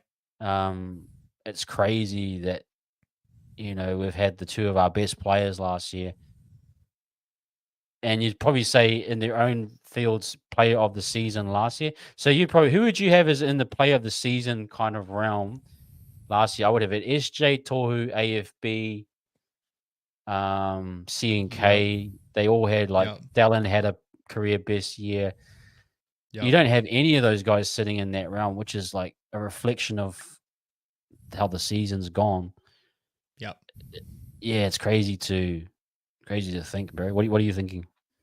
Kind of opens your eyes to kind of the statement we've been saying, or what I said before, is like we kind of lack leadership this season, and there's no lack to say that the one man that stood up for us this season is the guy that's on top.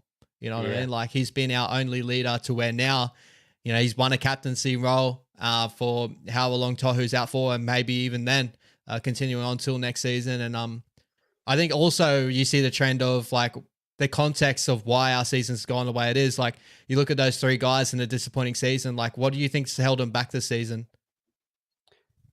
Just injuries, man. I mean, SJ and Toru, just the body's breaking down. It's Mother Yep. Nature, Father Time has just come to knock on the door. But please, wife, don't knock on my door because I'm not ready to.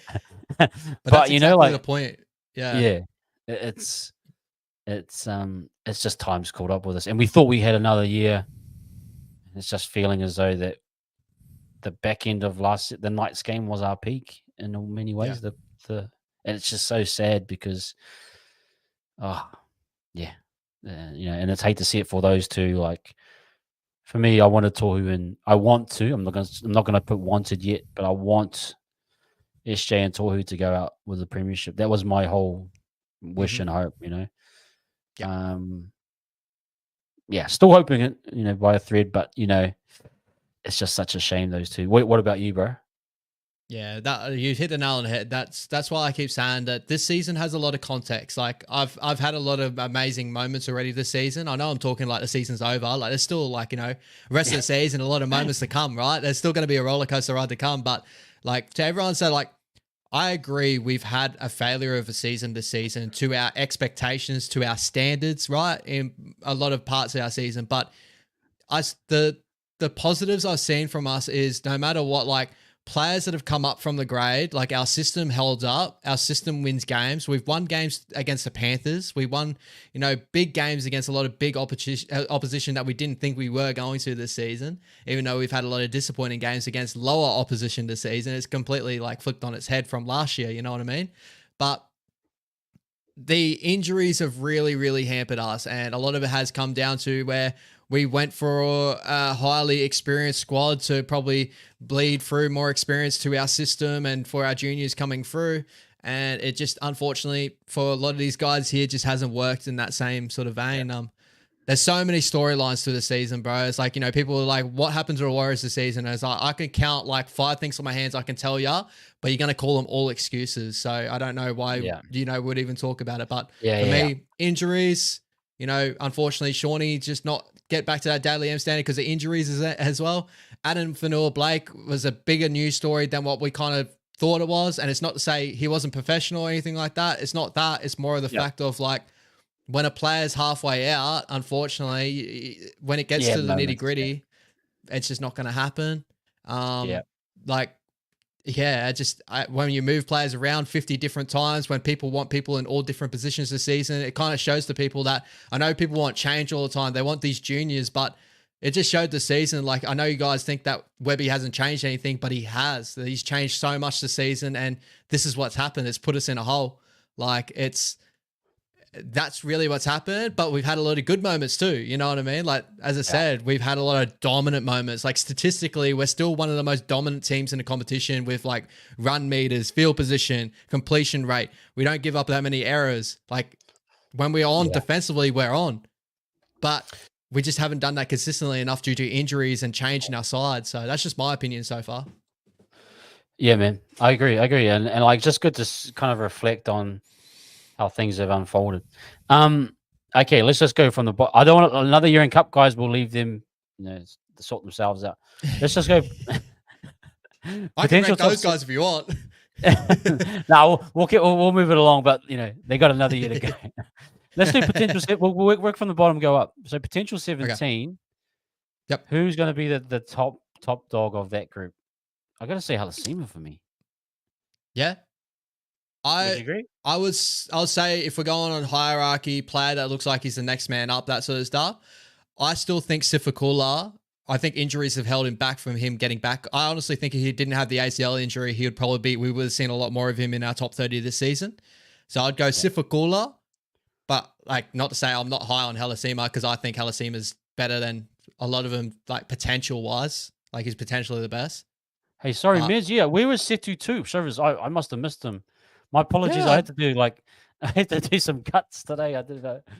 But Setu too. Let's just quickly do Setu because I can't believe we forgot him. Potential for 17 for me. Like, yeah. I don't know. I agree. I think he's been really solid in Cup, bro. I think he's been really solid. He played fullback at a pinch the other week. Looked like tackle breaks, like he was strong, man. I'm excited to see what he's got, but he'd be up the top of another year in Cup and at the bottom of potential 17 for me. That's where I've set him. Okay. And we'll do our best to like just... Oh, sorry, man. Yep. No, you're right. I was just going to run off with the potential 17. So yeah. You go run off. Yeah. Sifakula. You go Sifakula first. Yep. Then who would you go? Yep. Then I'll go Lekau Lasima number 2. Wow, love it. Okay. I would go Zion Mai'uu. Oh, Zion. Okay. So you think all the middle boys will get a crack first? We'll get Sorry, my thing's playing. Oh, there we go. Okay. Yep. Then I'll keep Ale Le'atala there. I think injury is the only thing that's held him back. Then I'd go Paulie Roach. Yep. Sorry, man. Then I would go Laban, and then I'll go Graham Talfa. Yep, that's probably about right there. I actually got to respect that. And guys, we're kind of doing a quick one, so but that's still, take it with take it as we see it. But I respect that. See if Akula, you really feel he's going to make that break into the top squad next year? Okay. I really do, bro. I feel like he's going to be the replacement to, like, we got Fish and that coming, but he's going to be the man that's going to carry us into the future. I really do believe that. Okay. Cool. Okay, disappointing season. Freaking Tohu, SJ. So are we going least disappointing? Least disappointing to most disappointing? Most disappointing. So most disappointing right now, I would say Shawnee, unfortunately. Then Tohu. Oh, I'd go Tohu, Shawnee, then Capewell. I actually agree with it. Oh, that's tough, bro. Catewell, I think Catewell's got the ability to change it It's around not letting because me he's. change. It's not letting me change, Sean. Let me stop short. There we go. Yeah. Tohu's weird because They're all so similar, bro. Tohu, yeah, like Tohu's had a pretty bad run, and well, we'll leave it anyway. You guys, yeah, you kind of okay season. Who's at the top of the okay season group?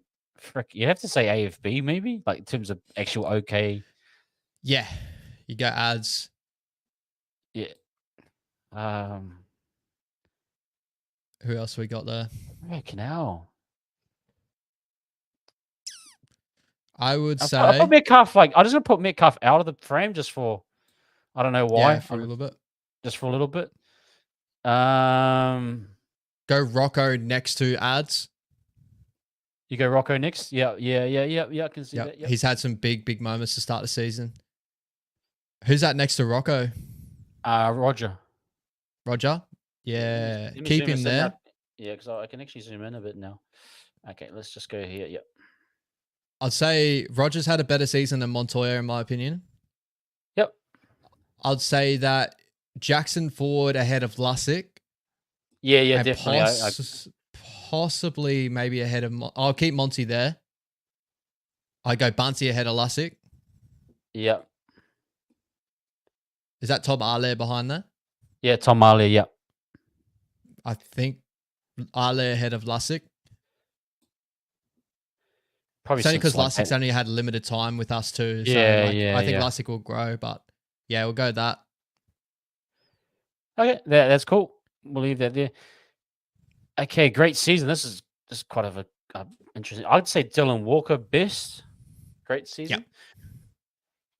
Agreed. Then I'm kind of going to Mighty in a weird way because I know he's played a big role. Yeah, Mighty would be close around there. I know Murata probably on his role has been probably the best for me in terms of Mighty to be able to come in as 7. I'd go Tomote because he's like that stint he's had at 7, like he's still playing incredible football at that number 7. So he's definitely there for me. And then Murata near Kore has got to be there too. So that's the top 3 right there. Yeah. Yep. Okay. Now you got Egan. So Pompey, CH. I think CHT is more down the bottom end. I'd go. Go CNK ahead of Pomps. Yeah, CNK. I think Pomps has been solid. But CNK definitely the. Egan, would you go even to get ahead of Pomps, or Pomps is kind of like in a weird. He's been the best center. Based because he's been reliable and Rocco's been out, but he's actually been really good. Goal kicking's been. We needed his goal. I think maybe his goal kicking keeps him there, or do we bump him out? I would probably say that Wade Egan ahead of Pompey. Yeah. Okay, we'll go there. I'd possibly have Tane. I think that might be okay. I think Jazz ahead of Dallin. Yeah, Dall's the one that's pushing down for me because I respect. He's what actually Dall's an okay season, season, but do you reckon Dall's had okay? Yeah, he's had okay. I'll put him at the bottom now looking of the everything. Season. Yeah, he's at the bottom of the okay. He's like near. Yeah, like if you're thinking about, it, he's near the okay season. I gotta put Jazz above Tane just based on what he's been able to do. Like,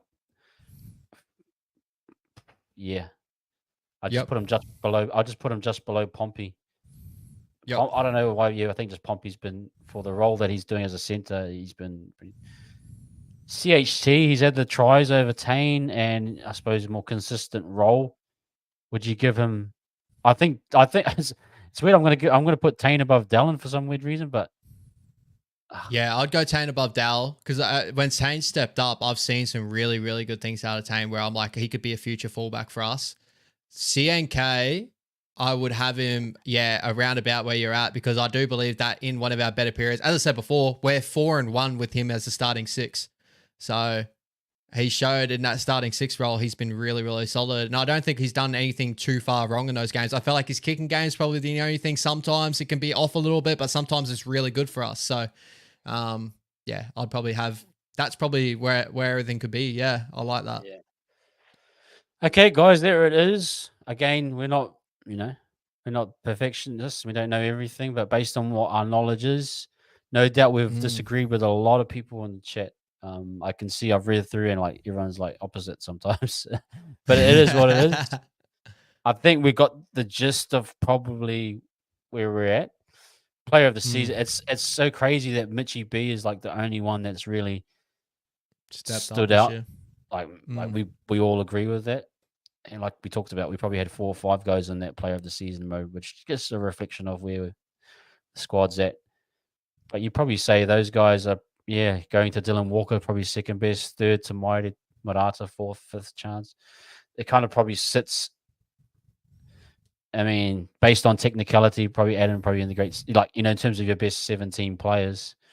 But this part, I mean, the disappointing season, like to see those two in that role, it's so sad. But at the same time, you look at the potential 17 for next year, that's pretty exciting.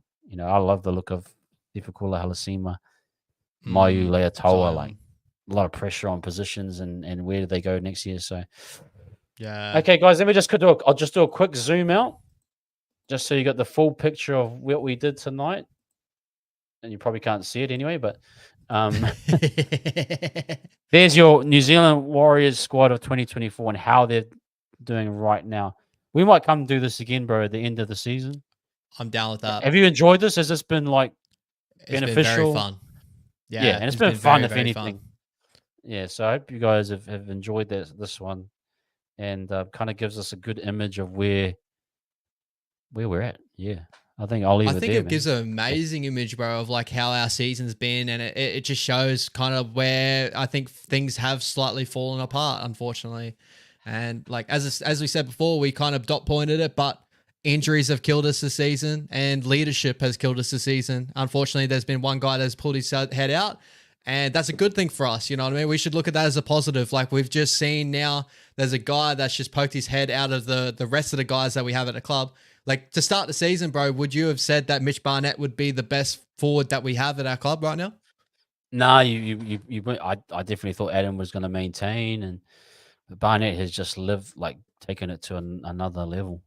Like, and congrats on his Blues debut, going to be happening on Wednesday. Freaking massive game, but I believe in him. I can't wait to see him play. No, it's pretty. It's pretty cool, but I do feel like I just quickly go back to that kind of sad point, but a lot of these guys had career best seasons last year, and it's just so sad to see. But hey, father time for some, drop in form for some, but at the same time, you can see some new faces emerging as well. The Taintuo Pickies, the young guys, the Leka Halasimas, we seeing that this year. Who knows? We might see Sifukula and Mayu at some point, Leatoa.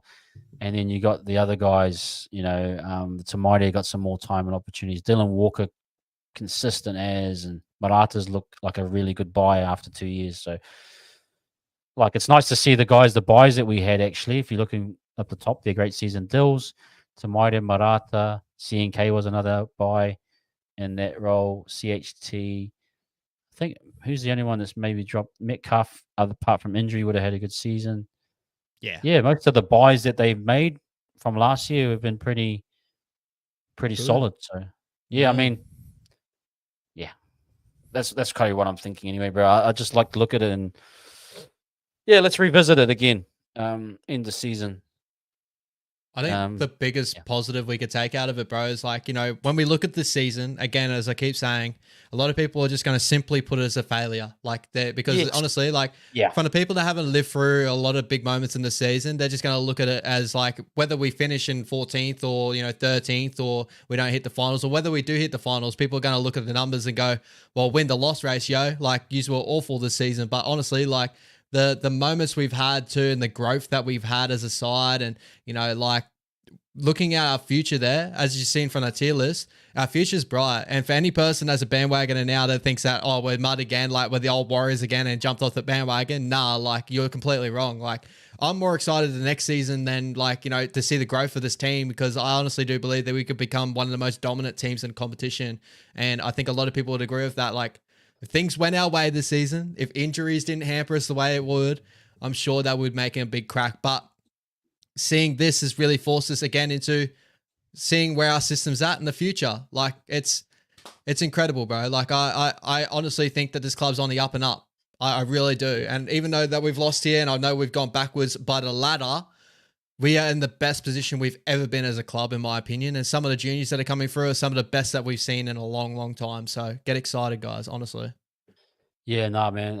It actually, like, I like looking at it, and yeah, I think it's been still in weirdly way, it's actually a really, really good season. And you know me, guys, me and Ash, we look at the game so differently. We're very much realists. Yes, we might be on a bit of the positive side, but we see, we see potential, we see belief. We love the club, um, and yeah, I think as a whole, I think I'm still feeling really good. This is just part of the journey. Like, I go back to the point, Yeah. like, why do we become fans of the club? And the first thing you should always know in sports, there's no givens that you're going to win anything. Like, I've been going at this for 30 something years. It'll be 30 years next year. But I know as a like I knew the Warriors from '95, but really the '02 crew was my really beginnings. But say 25 years, but I still follow the team and I want that premiership more than anything. But unfortunately, sports, when you follow a team, it's just never a given.